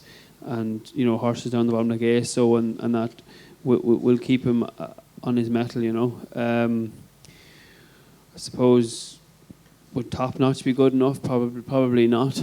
You know, it's just, once you see, like, the majority of these horses are going for the Gold Cup, you know, you'd be better off picking something with a big price that Davy Russell is riding, that he will magically get into the frame. Sure. I mean, lest we forget, Top Notch is twice second at a Cheltenham Festival, both over hurdles and indeed over fences. Nonetheless, sounds as though, I think if you could probably sculpt a consensus from the panel up here, I think Min would be the one. That takes us very neatly into a race via a price boost on that particular race. I can only imagine that the lads, I hope they're of good health and solid disposition, the trading team, because they'll be looking at these, watching the live stream, thinking, please just rip it down. Somebody throw a rock at the television. Monalee, 7-1 is the price if you fancy availing of a bit of that. So not the original, I was going to say stingy price, but the original correct price is what we should actually say. For a limited time only, to the stakes advertised, 7-1, which is just so screamingly obviously the wrong price that you, in my opinion at least, should definitely have a pound or two thrown in Monalee's direction. On we go to the Stayers Hurdle. This is a race that I'm very much looking forward to. The supporting argument, 14 of the last 22 winners had won or placed at a previous festival. Also, interestingly, 3 of the last 6 winners were previous recent runners on the flat. So some horses with unconventional preparations and warm-ups. But one of the great stories of Cheltenham Festival 2019 is the potential for a victory for a horse who nearly died, owned by a man, a really charismatic individual who's been blind since birth, Andrew Gemmell, who's an absolute sports fanatic. He goes everywhere. He goes to football, he goes to rugby, cricket, tennis. But maybe the one thing he really loves to soak up the atmosphere and actually get a great feel for is horse racing. And I think the one horse who's probably brought him more joy than any other in his ownership career is this Paisley Park, who is a horse who nearly died of colic. He was so poorly. So he had this problem in layman's terms, that the vets weren't totally sure they could solve. I think he was only a few hours away from potential extinction. He's not extinct, he's thriving, and he's winning time and time again over hurdles, prepared by Emma Lavelle and Barry Fenton, who's an ex-jockey, and he's just gone up and up and up at this Paisley Park. This season alone, he's won at Aintree, he's won at Haydock, he's won at Ascot, and latterly he's won the Cleve Hurdle at Cheltenham. Absolutely went storming up the hill. When you looked at it, at least visually, Brian Hughes, Paisley Park looked like the kind of horse who's all grit, guts, heart, determination, flaring nostrils. He looks like an angry man who wants a fight and isn't going to give in easily. No, yeah, and he upset me one day at Haydock when I thought I was going to win a 100 grand hurdle race, and he came by me about 10 feet away from the winning line. And I thought that day he was a graded horse in a handicap.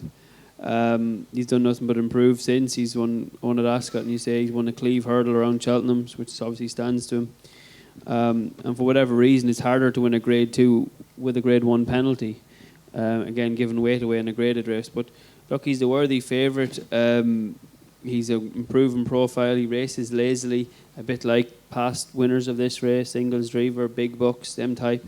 And yeah, he looks fairly good now, to be fair.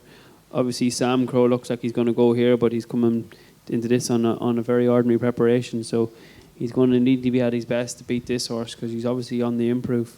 Very much so. Great story, Paisley Park already, irrespective of what happens in Cheltenham. Fairy tales are hard to achieve anywhere, but very definitely at the Cheltenham Festival. And if it is to be a fairy tale, John Hanlon, he's going to have to find a way to beat Penn Hill. Penn Hill, a horse who in 2017, with no preparation run, won the Albert Bartlett. A horse who in 2018, with no preparation run, literally didn't set foot on a racecourse all season, turned up and won the Stayers Hurdle this race. So he hasn't run, and yet he's won first time out at the festival the last 2 years. That's the roadblock standing in the way of this fairy tale with Paisley Park. And Penn Hill is trained by your great mate Willie Mullins. Penn Hill, very, very, very hard to try and get beyond in this context, isn't he? Yeah, but I think from down our country, there's a lot of talk about it. The horse that has been forgot about, Faheen. They honestly think that he has never been as well. He's been away to a racecourse, Gallop, Islay has everything, and talking to the boys in the yard the other day, they just can't see him beaten. And so they don't just think he's going to run a good race. They think that, just say that again deliberately for the benefit of the audience here. Faheen, according to the Shark, who is speaking to those who work for Willie Mullins, thinks that Faheen, in the veteran stage of his career, this absolutely astronomically good horse in his younger days, is going to wind back the clock and win the Stayers Hurdle. That's an audacious claim. If you ask the boys now, Penn Hill or Faheen, they'll all go for Faheen. They think that he's absolutely flying, and he's the horse that they think he'll win. Now, I don't know. He was a very good horse, and if he came back to what he was, he would win. And just at 7-1 or 8-1, he's one that should be kept an eye on. This is a recycled joke, unfortunately, but I'm going to give it a run out anyway because it's so good. Yeah. So if you believe the Shark, he's got a fine good chance. But you have to say it very quickly. No swearing on a family programme. Moving swiftly on. Conor O'Hehir, Sam Crow. You were at Gordon Elliott's stable the week before last. I got the impression when I spoke to you afterwards on the way home from that day that just like the Shark has been speaking to the lads in Willie's yard and they've got this bit of a penchant, an inkling that Faheen could be the one, this time last year Sam Crow went into the meeting as one of the absolute bankers. He delivered. Since then, what we thought was going to be this upward trajectory has been anything but. It's been Brewer's droop this season. He went to Down Royal. He got beaten by Bedrock. It's got no better since then. He's had a lung infection. And yet, out of the wreckage of that season, could it really be that a Stayers Hurdle could be plucked? Talk. Yeah, it'd be a remarkable training performance if Gordon can get him back here to win it. We know that, but what did you hear? Come on, let us in on the inside information. They think he's flying, yeah. He's got over all the problems he's had. and he's back to the horse that they thought he was. The fact they went hurdling this year with a horse that looks a chaser, probably it wasn't. Not that it wasn't ideal, but like he will be chasing next season. But they think he's in great form. He's going to run. If he does run, he's not certain to run in Cheltenham. He will run either Cheltenham, Aintree or Punchestown or a few of the above. But if he does turn up here, they think he has definitely a live chance. There you go. We've got an absolute rich tapestry of diversity there, because the Sharks suggesting Faheen, Conor suggesting Sam Crow, Brian, Paisley Park, the horse who came past you. Your idea of the most likely winner? Yeah, from a punting point of view, I mean, sure, he has to be the best. Sure. A horse who hasn't been the best this season. What do you say? Oh, I'm about to explain, and I will give careful, rational reasons, not something that somebody who claimed to work for Willie Mullins told you on the back of an envelope. I will tell you that... I think they'd know more than you, but anyway, that's beside the point. We'll judge that when Kilbrick and Storm at 16 to 1. Oh my God. Wins the Stayers Hurdle. A horse who... Okay. If he starts now, he won't win.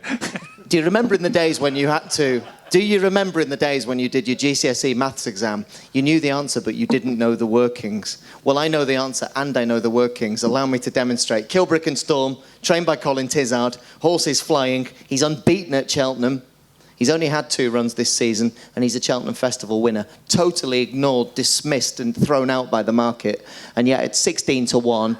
Faheen's just like the Shark, soon to be going down to the post office to get his pension. Sam Crow hasn't cited a winner's enclosure all season. Paisley Park will probably win, but the value at 16 to 1 each way to chase him home or to cause the upset, it's not Sam Crow, it's not Faheen, it's Kilbrick and Storm for the reasons given. And the boost, in case you agree with one of our many opinions, is Connor's horse, Sam Crow, who going into Down Royal in November, people thought that this was going to be a procession towards one of a number of potential targets at the Cheltenham Festival. It hasn't turned out quite like that, but there is still time to try and redeem himself. 9 to 1 the price if you fancy Sam Crow to pull off this astonishing comeback and win at the Cheltenham Festival 2019. That takes us on, folks, to Friday. Feel free to chip in if anybody on the panel here has got anything they'd like to interject with in terms of the shoulder races. The bumper, no, I'd like the bumpers on Thursday. But not the bumpers on Wednesday. What have you got up your sleeve? I just think Willie's horse, the one in Gordon, can't think of his name. Blue Sari. Blue Sari, I think he's as good as ever come over from Ireland over for this bumper. I think he's very, very good. And the way he done it in Gordon, I haven't seen a horse on horrible ground. The only thing they were afraid of that day was the ground was too soft, and I never saw a horse quicken for the last furlong like he did on soft ground. And I will also tell you that an each-way angle at 16 to 1 currently for that very same Weatherby's champion bumper is a horse called Glory and Fortune, trained by a guy called Tom Lacey in Herefordshire, who's had an amazing season. He's gone through another spell of just churning out winners the last week and a half. Very, very good trainer. His Glory and Fortune is entered at Newbury on Saturday. If he wins, which I think he will, and it's a very hot bumper on paper, I think Glory and Fortune will win on Saturday. I think off the back of that, he will have a live each-way chance at big prices for the champion bumper. So a couple of names to look out for there as they carry us very neatly into day 4 of 4 at the 2019 Cheltenham Festival. Kicking off, of course, with the Triumph Hurdle, in which the last 9 winners, every single one of them, came from one of these 3 trial races. The Adonis, the Finesse, or the Spring Juvenile at Leopardstown. So the Adonis at Kempton, the Finesse at Cheltenham, or indeed the Spring Juvenile at Leopardstown, which was won, Conor O'Hehir, by a horse I know you've got a massive soft spot for. His name is Sir Eric. They like him so much, his connections, they're prepared to run Fakir Dudaris, not in this race, but in the Supreme Novices Hurdle, we think. That's a pretty weighty compliment for a horse who's won both his starts since switching from Aidan to Joseph O'Brien. You were at Joseph's recently. Give us the background to Sir Eric and why you think he wins the Triumph Hurdle. Well, first of all, he got to 109 on the flat. Like he's a top class flat horse. He can jump. He was impressive. The first day they kind of thought he'd come on for the run, and he just got the better of Willie's horse Tiger Tap Tap. But He improved a ton the second day. There was only a neck between those two horses in the first run in Leopardstown, and I think there were 7 or 8 lengths then the next day. So he's improved a lot. He made his own. He kind of got an easy lead the last day, but if you look down through this market, like Joseph O'Brien is the top in the top 5 or 6 in the betting. He has 3 or 4 of them. So I'd say Sir Eric will be the one here, and maybe the others for the Red Winter race. And I can't really see this lad getting beat. Well, this is how they bet away to my left again once more. 11 to 10 favourite, so he is one of the stronger favourites of the week, Sir Eric. Fakir Duda is mindful of the fact that he has options, but we believe he will most likely go for the Supreme Novices Hurdle on the Tuesday. If you believe that to be incorrect, 11 to 2. Quel Destin. This horse is interesting on the strength of the fact that when he beat Ajali, who seemingly also goes now, he was one for the notebook back at Christmas time. Pic D'Orhy, look out for this horse. He's entered at Kelso on Saturday in the Premier Novice. He drifted in the betting today, Pic D'Orhy, suggesting that maybe it'll be straight to Cheltenham if he runs. I think they were hoping there'd be some rain in Kelso for Pic D'Orhy. He was with Francois Nicole. He won a race at Auteuil. He was second in a graded race the last day. He hasn't set foot on the turf yet in England. They need to get the run into him, ideally. He could be another devastatingly good young horse coming through late into this picture if he gets the run. Tiger Tap Tap was beaten by Sir Eric in his maiden at Leopardstown at Christmas. And then you've got a few other names, the likes of Ajali, who interestingly creeps in for Nicky Henderson. He probably wasn't going to run, and yet if you were watching the racing on TV on Saturday, you'd know about a horse called Fusel Ruffles, who won the Adonis going away. Unfortunately, he injured himself in the process, so they might be using this guy as a bit of a super sub. So that paints the picture. Brian, which, if any of these, have you encountered in competitive action? Who's impressed you? Is this Irish train favourite beatable? What do you make of the Triumph? Look, he's the best horse in the race, Sir Eric, but I mean, he lacks experience, doesn't he? Like 2 runs over hurdles, there's no doubt he's the best in the race. Beaten not very far by Stradivarius in Group 1s on the flat. But obviously, Quel Destin, you can't knock a horse that keeps winning. He does. Yeah, I was going to say, it's an unusual picture, this, because the favourites had 2 runs over hurdles. Quel Destin, who really de facto is 10. So he's 6 from 10 over hurdles, so he's completely at the other end of a spectrum for such a young horse who's only 4 years of age. Yeah, and I mean, he's 7 to 1. He's a lot bigger price. He's 10 runs, a lot of experience. He's not flash. He just gets the job done. He's a bit lazy, and he just does what he has to. I mean, if there's any chinks in Sir Eric's armour, is the fact that he's only had the 2 runs. And not only that, Quel Destin, of course, one of those wins came in the Grade 2 at Cheltenham at the November meeting. So he's a horse who has that valuable course experience as well as more miles on the clock. Might be a bit more mature and streetwise. Yeah, and he's won the Grade 1 finale hurdle at Chepstow as well. So, I mean, he is a Grade 1 winner. But obviously, look, he's got that much experience. He jumps and he stays. So he has to come into the reckoning somewhere. John Hanlon, you haven't yet, so far as I'm aware. Richard Johnson's just been given an MBE. You haven't got a knighthood. Sir Eric, favourite for the Triumph, trained by your good mate Joseph. Yeah, I don't know what you're talking about the rest of the horses for, because his lad is certainty. Certainty? Yeah, he's just different class. He's a 109 rated flat horse, and Barry falls, he won't get beaten. But and what about, he is a very good hang jumper. on, whoa. What about immaturity? What about inexperience? He's raced twice around a track which is wildly different to Cheltenham, which wouldn't have 50,000 people shouting and screaming and hollering. It won't have the undulations. It won't have that breakneck speed. He'll never, ever have experienced anything like this before. I know he's lightning quick from the flat. This is different. There's 8 sets of hurdles in the way, for heaven's sake. They are done that in the way. He's a very good jumper. He's a very good jumper, very slick jumper, and I can't see this horse coming off the bridle. I think that he's probably the Irish banker of the meeting. Fascinating. Certainty, says the Shark. I think Conor's using slightly more moderate language, but still thinks that Sir Eric will deliver. Brian, sounds to me like you'd probably, if forced to choose, go for Quel Destin.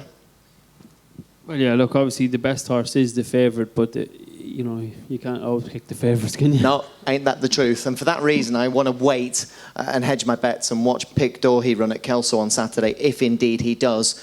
Pentland Hills only ran 2 days ago this week when winning. Ajali's one who's come into the picture late. This is fluid and it's all the time changing. I'm not sure I'd be diving in too quickly to have a bet in that race just yet, even though the Shark has told you himself he thinks he's such a certainty. I reckon if you ask him nicely, he might even be operating a refund policy. There won't be any need to. Lovely stuff. And the price boost with FansBet for the 2019 Triumph Hurdle is, drum roll please, the Sharks horse. He's a certainty. If he was a certainty at 11 to 10, he must be a certainty at 13 to 10. So in old money, that's, well, it's nearly 11 to 8, isn't it? That would be a proper price. But 13 to 10, 1.3 to 1, 2.3 for those strange people who like decimals. Either way, it's probably a great price boost. Moving swiftly on, we go to the penultimate race we're going to talk to you about. Gentleman down there is shaking his head with an absolute grimace. He doesn't like the 13 to 10 either. 11 to 8 is a proper price. I agree with you. Right then, the Albert Bartlett. This has got a nice complexion to it this year. Here's how they bet. This would be a good story. Lisnagar Oscar, a horse trained not by one of the big battalions, not by a Mullins or an Elliott or a Henderson or a Nichols, but trained in Wales by Rebecca Curtis. Remember her? Ace trainer. Picks very shrewdly from the point-to-point field. Was responsible in 2012 for the 4-mile win of T for 3, and a fine trainer of a horse when she gets the right ammunition. She's been quiet for a couple of years. Better this season would be a really good way to cap it off with a Grade 1 winner in the Albert Bartlett. So she's got Lisnagar Oscar at 13 to 2, 7 to 1 Commander of Fleet, who's got options, 7 to 1. The same comments apply to Battle Over Doyen. Dicky Diver is 15 to 2. From the same stable, 8 to 1 Birchdale. 10's carefully selected. 11 Relegate. Remember him, last year's champion bumper winner, who's had a couple of expensive reverses this season, but it's early days for him over hurdles. Allaho at 12 to 1, and then 14 to 1 and bigger the remainder. So that's how FansBet are currently assessing the state of play for this Albert Bartlett Novices Hurdle. Brian Hughes, it makes perfect sense to start with you, please, when we look at this Lisnagar Oscar. Have you ridden before for Rebecca? Yeah, well, actually, no, I was meant to ride for in the National, and I got broke up before it, so I didn't end up riding it. Oh, yeah, that's the horse 3 years ago that kept Bishop's Road out, so that actually caused mayhem for both you and me, but we've only just realised it. That's another story. Lisnagar Oscar is a horse who this season, in what, I think it's 5 runs, started quietly in maiden company, Chepstow, Fosslas. Then they took him to the Grade 2 at Cheltenham. Market didn't fancy him, ran well second. But it's since the turn of the year that it's really clicked for this Lisnagar Oscar. Obviously, he's all about stamina. He's a very, very tough stayer, seemingly, based upon his win at Chepstow. He was impressive in the Grade 2 at Haydock. Is this horse got enough savvy and enough streetwise based on what you've seen to be winning one of these? I watched him win at Chepstow. Obviously, it was only 2.5 miles, but I mean, he looked like he was going to go in and win well, and he did prick his all ears and nearly got caught on the line by Dicky Diver. Obviously, the last day back up to 3 miles, he was a good winner of a horse called Ask Ben, who beat a decent horse of Skelton's. But yeah, look, the only worry, he's obviously improving and he jumps and he stays, but the way he pricked his all lugs at Chepstow that day, would there be enough happening for him at Cheltenham, or would he be streetwise enough? At the risk of getting shot down now by the Shark, but I mean, I know Relegate the Mare won the champion bumper. I mean, she has been beaten favourite the last time, probably on very quick ground. Could you give her a chance over 3 miles if she gets into a rhythm? And absolutely, no question. Former festival winner. The way she came home the last day at Cheltenham didn't look like the winner at the furlong pole, but all she did was gallop, and she is in receipt of £7 for the ladies' allowance. Shark, this Commander of Fleet is next in for Gordon Elliott. I know there are horses here who've got options, but Commander of Fleet, okay, it didn't happen for him over the shorter trip at Ferryhouse in December, but the last day, emphatic at the Dublin Racing Festival at Leopardstown. That was impressive. He was very good in Leopardstown, so he was. He entitled to be up there in the betting. I don't know much about the favourite of Strevich. I didn't see him run the last twice, so I'm not going to pass a comment on it. But I know that Gordon, his big aim was for this race the whole time with this lad, so he's well able to train, and I'd stick with him. So I don't think Willie's filly, this 3 mile, she won the bumper here because they all went too hard and she came up the hill on the outside. She wasn't fancied the same day. There's not much talk about her, so I just think that I'd leave her aside to it. But Commander Fleet is the one that I'd like. Anything at bigger prices that you could not really just point us in the way off? Yeah, no. It's take the favourite out of it. It's going to be. It'll probably be 6 to 1 the field, 7 to 1 the field on the day. So when you get into a race like that, you're better off go for a cup of tea or a drink or something, you know. No, that sounds a little bit like our great day out in Gorham Park. We'll tell you about that when we're finished. There is also Birchdale for Nicky Henderson, who is a recent course winner there at Cheltenham, won at Warwick prior to that. Conor O'Hehir, going back to Commander of Fleet, Shark likes him. Was it purely, and this is something that fascinates me because you and I were in Fairyhouse in early December and he finished not second or third, he finished stonewall last. I mean, nothing finished behind him except fresh air. What was wrong that day? I was completely a wrong trip. He's crying out for a trip. He won his maiden hurdle over 2.5 miles, dropping back down to 2 miles for that Royal Bond in Fairyhouse. But back up and trip was 2 miles 6 in Leopardstown the last day, and he grounded out. They didn't jump, they bypassed the last hurdle, and he battled all the way to the line. It's a race that you need a dour stare. It throws up some funny results. A lot of the horses in this, they never really, not that they don't come out and go on to bigger and better things, but Wait a second, is this some sort of backhanded insult to Kilbrick and Storm, who wins the Stayers at 16 to 1, last year's 33 to 1 winner of this race? You were at Gordon Elliott's recently. What was the kind of the inside track, if you will, about Commander of Fleet? Where did you feel that the allegiances lay there? Do they think this horse is good, or do they think he's very good and going to Cheltenham with a winning chance? They think he's good, yeah. I'd say they have bigger hopes for other horses during the week, but he has a live chance. The Shark says they'll bet 6 or 7 to 1 the field. It's wide open, but I wouldn't put anyone off this. No. Well, the day this horse won his pint to pint, there was only 4 runners at it, and he just jumped out and went. And the other 3 horses, one fell, one pulled up, and one was unseated. 3 of them horses came out and won since, the wonder pint to pints. He just had a very good cruising speed, and he knocked them all, or he put them away early. So he did with 3 or 4 to jump. He had them all beaten. So, again, this isn't a race that I've got a particularly strong angle into. Commander of Fleet, definitely. Yeah, definitely. I have price. Conor, strong enough to back him now, or would you wait? He probably won't be an awful lot shorter on the day. I'd say if you wait, you probably get a similar price and a bit bigger, maybe. Incidentally, on behalf of everybody here, you're too polite to shout out and ask, but so Elliott's were saying they've got stronger chances during the week. Number 1, you hinted at Delta Work. Yeah, Delta Work, massive chance, yeah. That's the one they like. That's the one that if you could only take one from that visit, you'd say Delta Work. Brian, anything to add to the Bartlett, or we will dive straight into the big one? No, nothing at all. Because this is a man, ladies and gents, who was in the winner's enclosure yesterday. He's been at Catterick today. He'll be at Ayr tomorrow for 5, and he'll be on a racehorse's back in a saddle, in his boots, in his gear, in his FansBet coat at 6 o'clock tomorrow morning. So we have got to let him get up the road. He lives well over 100 miles away. He's done us a massive turn by getting here. We will not release him down the lift here in Hotel Football until he gives us his version of events in the 2019 Blue Ribbon of steeplechasing, all 3 miles, 2 furlongs, and indeed half a furlong of it. And that is, of course, the Gold Cup.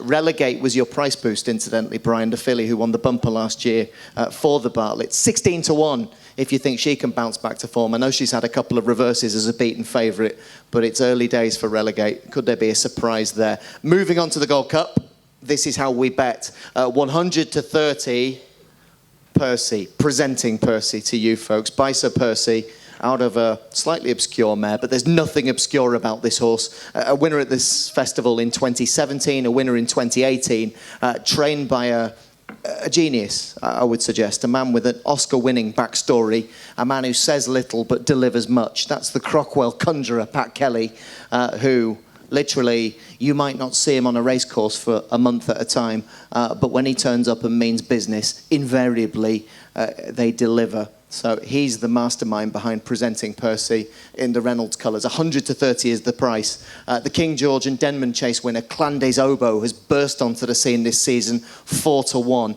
Last year's winner, Native River, is 5 to 1. Kemboy, don't underestimate this fella, folks, 17 to 2 is the price, about the Grade 1 winner from Leopardstown at Christmas time. Bells Hill won the February Gold Cup at Leopardstown just a few weeks ago. There were only 4 runners in that race. One of them was Road to Respect, who's in there at 14 to 1. Might Bite, he was the horse who just came off worst in that mega tussle 12 months ago with Native River. Old Thistlecrack, still his fans beat the drum and say that Thistlecrack at the age of 11 could wind back the years and put in there is a slightly demented looking individual there waving furiously at us right now, wearing his Thistlecrack bobble hat and woolly vest.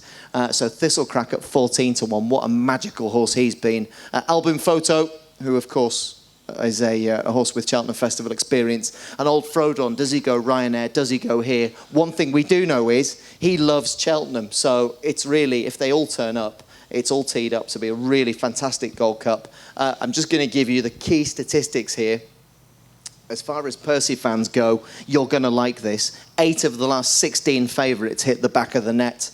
Only one winner since the year 2000 has been sent off at odds bigger than 8 to 1. So only once this century has the winner been 8 to 1 or bigger, and 10 of the last 11 had run no more than 3 times that season. Of course, presenting Percy, much to the chagrin of those people hoping and hollering and clamouring for him to come out here, there and everywhere, has only been out once, and that wasn't even over fences. John Joseph Shark Hanlon presenting Percy, this highly unconventional preparation. The critics say he hasn't even dared run him over a fence. Something's wrong. He's not good enough. He's only a handicapper. Are they right or are they fooled? No, I listen, Pat Kelly, he's a genius. And I met him in Gordon. And I knew by him he wasn't going to run again. You know, he just said to me, Dad, he said his jumping is brilliant. So he said, I'm not going to hurt him on this kind of ground. The ground in Ireland this year has never been as good in his life, and a horse like him, you mind him, it's very easy. Train a good horse. Anyone can train a good horse. It's the 0 to 95 ones are twice as hard to win with a horse like this. And he's able to jump. He deserves to be favoured, and I think I can't see anything there to beat him. What's Pat Kelly like? Character, great character. Because the press, some people are getting a bit sort of spiky with him, sort of starting to sort of say, he has to speak out now, we deserve to hear. Why do we deserve to hear? His job is to get the horse surely there in the best possible shape and do the job for the horse, for his well-being, and to give him the best maximum chance of delivering on the day for the owner. I take issue with that. I'd love to meet him because I'm sure he's a formidable character when you get beyond the stern exterior. Non-real character and a great person. He don't want to put his cards up there on the table for anyone. He's doing a great job with the horse, and he can talk on the day after the horse wins. A little bit like when Hidden Cyclone won his 12 races. Some horses can't win a race around their own stable. Won a Shark's best ever, won 12 in his career. You had a few good parties after that. I wonder if the party, should presenting Percy make it 3 wins at Cheltenham in 3 years, it might be something even more explosive than the Hoolies that you had after Cyclone did the business on all those big days. For all that he's a quiet man, I get the impression that this is a group of people over there in the west of Ireland who knows how to celebrate when there's an occasion to do so. They love it so to do, and the owner is a lovely person as well, pure gentleman, and it's great to see the like him having a horse. It's great to see a smaller owner having a horse like Percy. And another thing, it's great to see him leaving him with the like of Pat Kelly, a lot of owners, if they had a good horse like that, he'd be gone to Willie or Paul Nicholls or gone to Henry de Bromhead.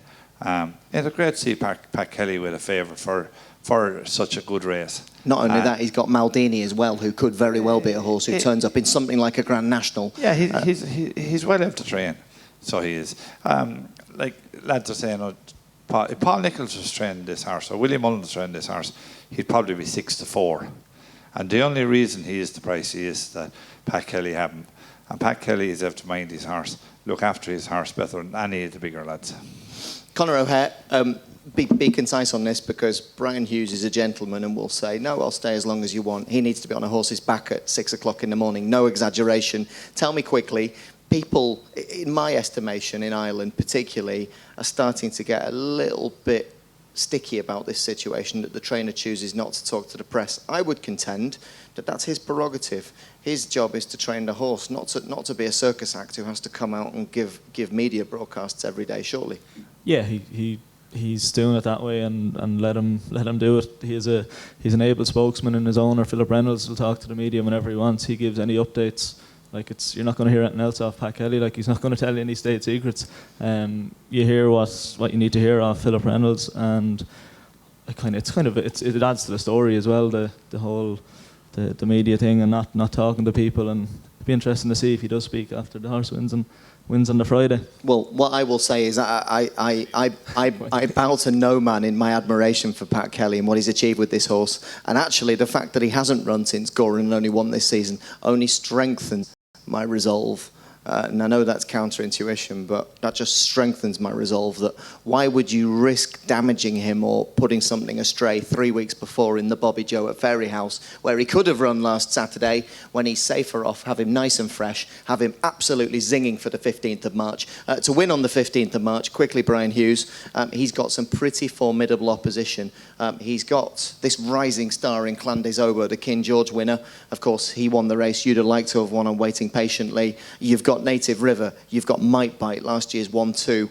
Which of those would you be most minded to think is the most significant threat, given that with Clan des Obeaux, he's proven he's very good on a speed track like Kempton, he likes going right-handed at Ascot.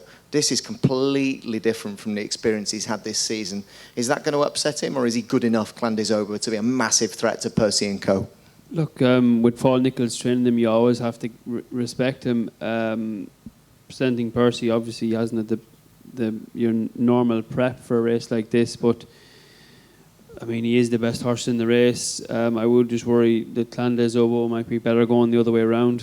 When he ran at Ayr one day, he jumped badly out to his right throughout. If he starts doing that in the Gold Cup, he'll be lapped. Look, there's obviously decent horses in there, but I mean, Native River and Might Bite don't seem to be the same horses last year after they had a really hard race in the Gold Cup.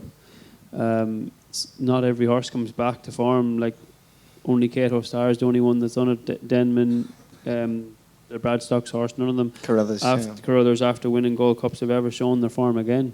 Well, I would say the one thing, I just want to pick you up on this. In the King George, with Native River, he finished third. He was beaten before they jumped the first fence. And yet, because he's so hard and so tough and so genuine and so honest and so determined, he just wouldn't wave the white flag. He kept going. He didn't like the ground. He didn't like the pace of the race. He didn't like the configuration of the race course. It was only his sheer heart and quality that kept him through that. Returned to this stamina-sapping 3 mile, 2.5. Returned to a quick pace going the right way round. He surely will be a renewed and much bigger threat than anything he's shown so far this season. For sure, yeah. He's a lively outsider. I mean, like, I was following Thistlecrack and Clan des Obeaux, and neither of them jumped well in a Kempton race. So that is a worry for Clan des Obeaux fans as well, because if there's a breakneck pace, which there will be, if he gets on the back foot early, he might struggle to get into it.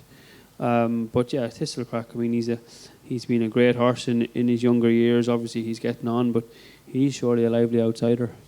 What I will say is that Brian Hughes has been and is a great jockey in his current guise, and will continue to be so if we let this professional athlete, FansBet ambassador, and a great man who's been extremely generous with his time. Number one, have a round of applause, please, folks. But not before keep it on ice just momentarily.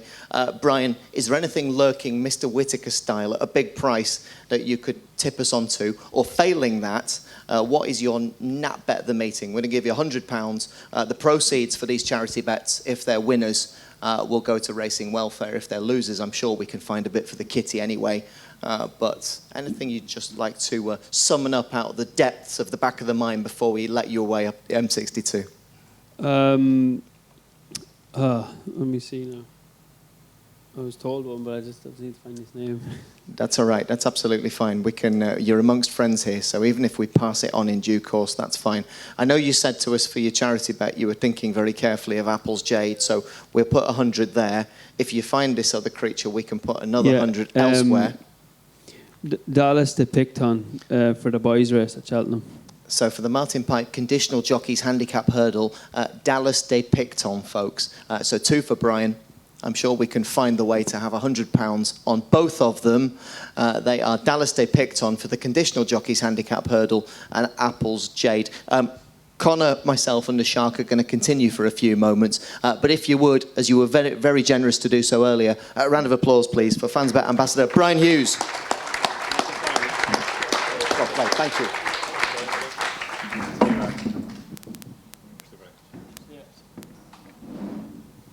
Good stuff, Brian. Thank you very much. Safe home. Find your way up the motorway there, and good luck tomorrow. 5 rides tomorrow, incidentally, for Brian, all the way up at Ayr, is it, or Musselburgh? Musselburgh. I was calling it Ayr earlier, but my eyes have gone square from going through that card. I thought that perhaps he might find a way to win on Triangle Rock in the 3:15. We shall see. Tricky customer to win with. If anybody can do it, it will be Brian Hughes. Conor O'Hehir, let's get back to solving the riddle, which is this Gold Cup. We've all been very complimentary about Percy. So are we saying winner Percy, each way value anywhere else? Or are you just going straight down the barrel of the gun presenting Percy? Yeah, I left Cheltenham on the Wednesday last year after he won the RSA, and I said he'd win a Gold Cup next year, and I'm not changing.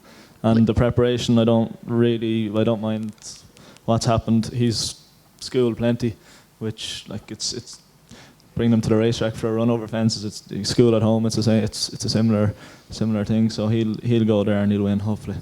Well, just as he has done the last couple of years, there's no way in the world that I'm showing any mercy to the bookmakers. It will be Percy every inch of the way for me. I think he's not only one of the strongest bets on Friday, one of the strongest bets of the week. So I make absolutely no apology in this particular instance for tipping a favourite. John Joseph Hanlon, any each way value? Or will it be Percy for you? I think I know the answer, but let's just double check. I think Percy the whole way. I think himself and Applejack are two good bets for the week. Himself and Applejack, 2 good bets for the week. That's what we like to hear. Have we, James Fletcher of FansBet, a price boost for our loyal followers here, both at home, taking the online stream via the Sportsman on the internet, and indeed here in the audience at Hotel Football this evening? Fire. Now that'll do very nicely. Presenting Percy for a limited time, and I suspect it will be very limited because the boys in the trading room, one of them right now, I suspect will be having a seizure when he sees that they've gone 5-1 and left it up there. So 5-1 Percy, if you want to grab a little bit of that. Don't forget there is the opening offer this evening also, which is sign up a new account this evening, 100% deposit bonus, up to £20 or equivalent. Use the code, absolutely vital, CH20, CH20. So that's the one to be using if you want to avail of that particular offer. We'll reveal to you in a few moments' time some of our panel's charity bets for the week. Proceeds go to racing welfare. Shark, when you're not charging round Ireland and Britain in your distinctive love wagon, which is that huge blue horse box, you also find time to, when you think about football, you think of the grassroots, you think of the talent scouts going out there to find the good young players, to feed them into the system. You think of those who've got their eyes on the lower leagues, who are trying to find something that they could sell on for a vast profit. So you get those that produce the talent. In Irish point-to-point circles, you're somebody who has more than a few fingers in more than a few pies. What's happening with your point-to-pointers at present? Yeah, we're on a good run. We're on a great run at the moment. I had a lot of 4-year-olds last year. I didn't run them because the ground was too quick. But for the last couple of weeks, we're running them, and they're all 95% of them are collected. I saw last year. I sold Posh Trish, and she's one of the favourites for the novice hurling on Thursdays. But we have a nice bundle of horses there again now this year, and had a horse won last Sunday. Young Buck is his name. He's a Yates horse, and I've said since last October he's the best horse I ever trained, and I'll stick behind it. I think he's very, very good. He goes to the sales in Cheltenham. If I can't get anyone to keep him at home, I'd love to sell the horse to stay in the yard because Hidden Cyclone is finished, and I'd love to get another Hidden Cyclone. And How old is he, Shark? he's 5-year-old. He won first time out, bolted in first time out, and How many times has he run? One. But he's doing everything right since. Conservative estimate, what will he make? 200 to 300. 200 to 300,000. Is that guineas or is that sterling? I don't really care. Here's a man who's making so much money, he still doesn't worry about 5 pence in the pound. Folks, thank you ever so much for being with us tonight. This has been the FansBet Racing Cheltenham Festival Preview, the first one ever in association with our partners at Racing Welfare, in association with Hotel Football, and indeed in association with the Sportsman. Thanks to those of you tonight who've given up your time generously to come and support us and have a bit of fun. Thank you to everybody at home tuning in via the live feeds on Twitter and Facebook. And we will leave you with two things that you can't resist. Number one, the catering team have been slaving away to find some of Europe and world catering's finest delicacies, which are over there by the door. Anybody who didn't come will have missed out, so please do help yourselves because we've got some catering supplies over there. The bar is open. Shark, I believe you're riding tomorrow morning as well, are you, on the gallops? Bright and early, good man. Between times, he'll also be available for private consultations at the bar in the corner. Not before I tell you about the panel's charity bets. Proceeds to Racing Welfare. They are a fan partner, as we call them, with FansBet. So anybody who signs up a new account can choose them as their, if you will, their destination cause. Very simple. Pick them in a drop-down box. If you place your bets and win, you get paid. If you place your bets and you're unsuccessful, you can help contribute to and support a vital link and support network for horse racing. So if you should choose to join us, please do so and select Racing Welfare if you're a racing fan. All the Irish injured jockeys, they're available too.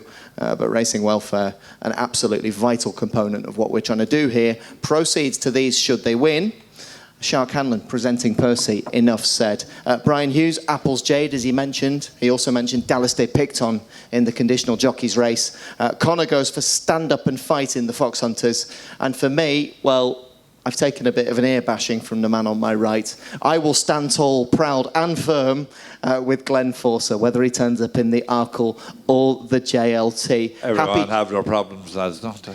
Everyone has their problems. Mine's sitting on my right. This has been the FansBet Cheltenham Festival Preview Night in association with the Sportsman, in association with Hotel Football and Racing Welfare. Don't forget them. A very good night. Thanks for coming.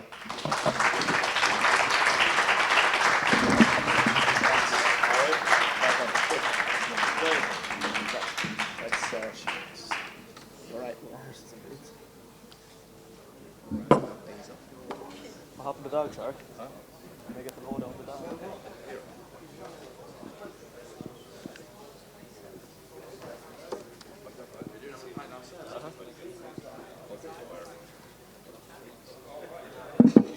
Thanks, lads. Cheers, Lionel. Thanks for coming.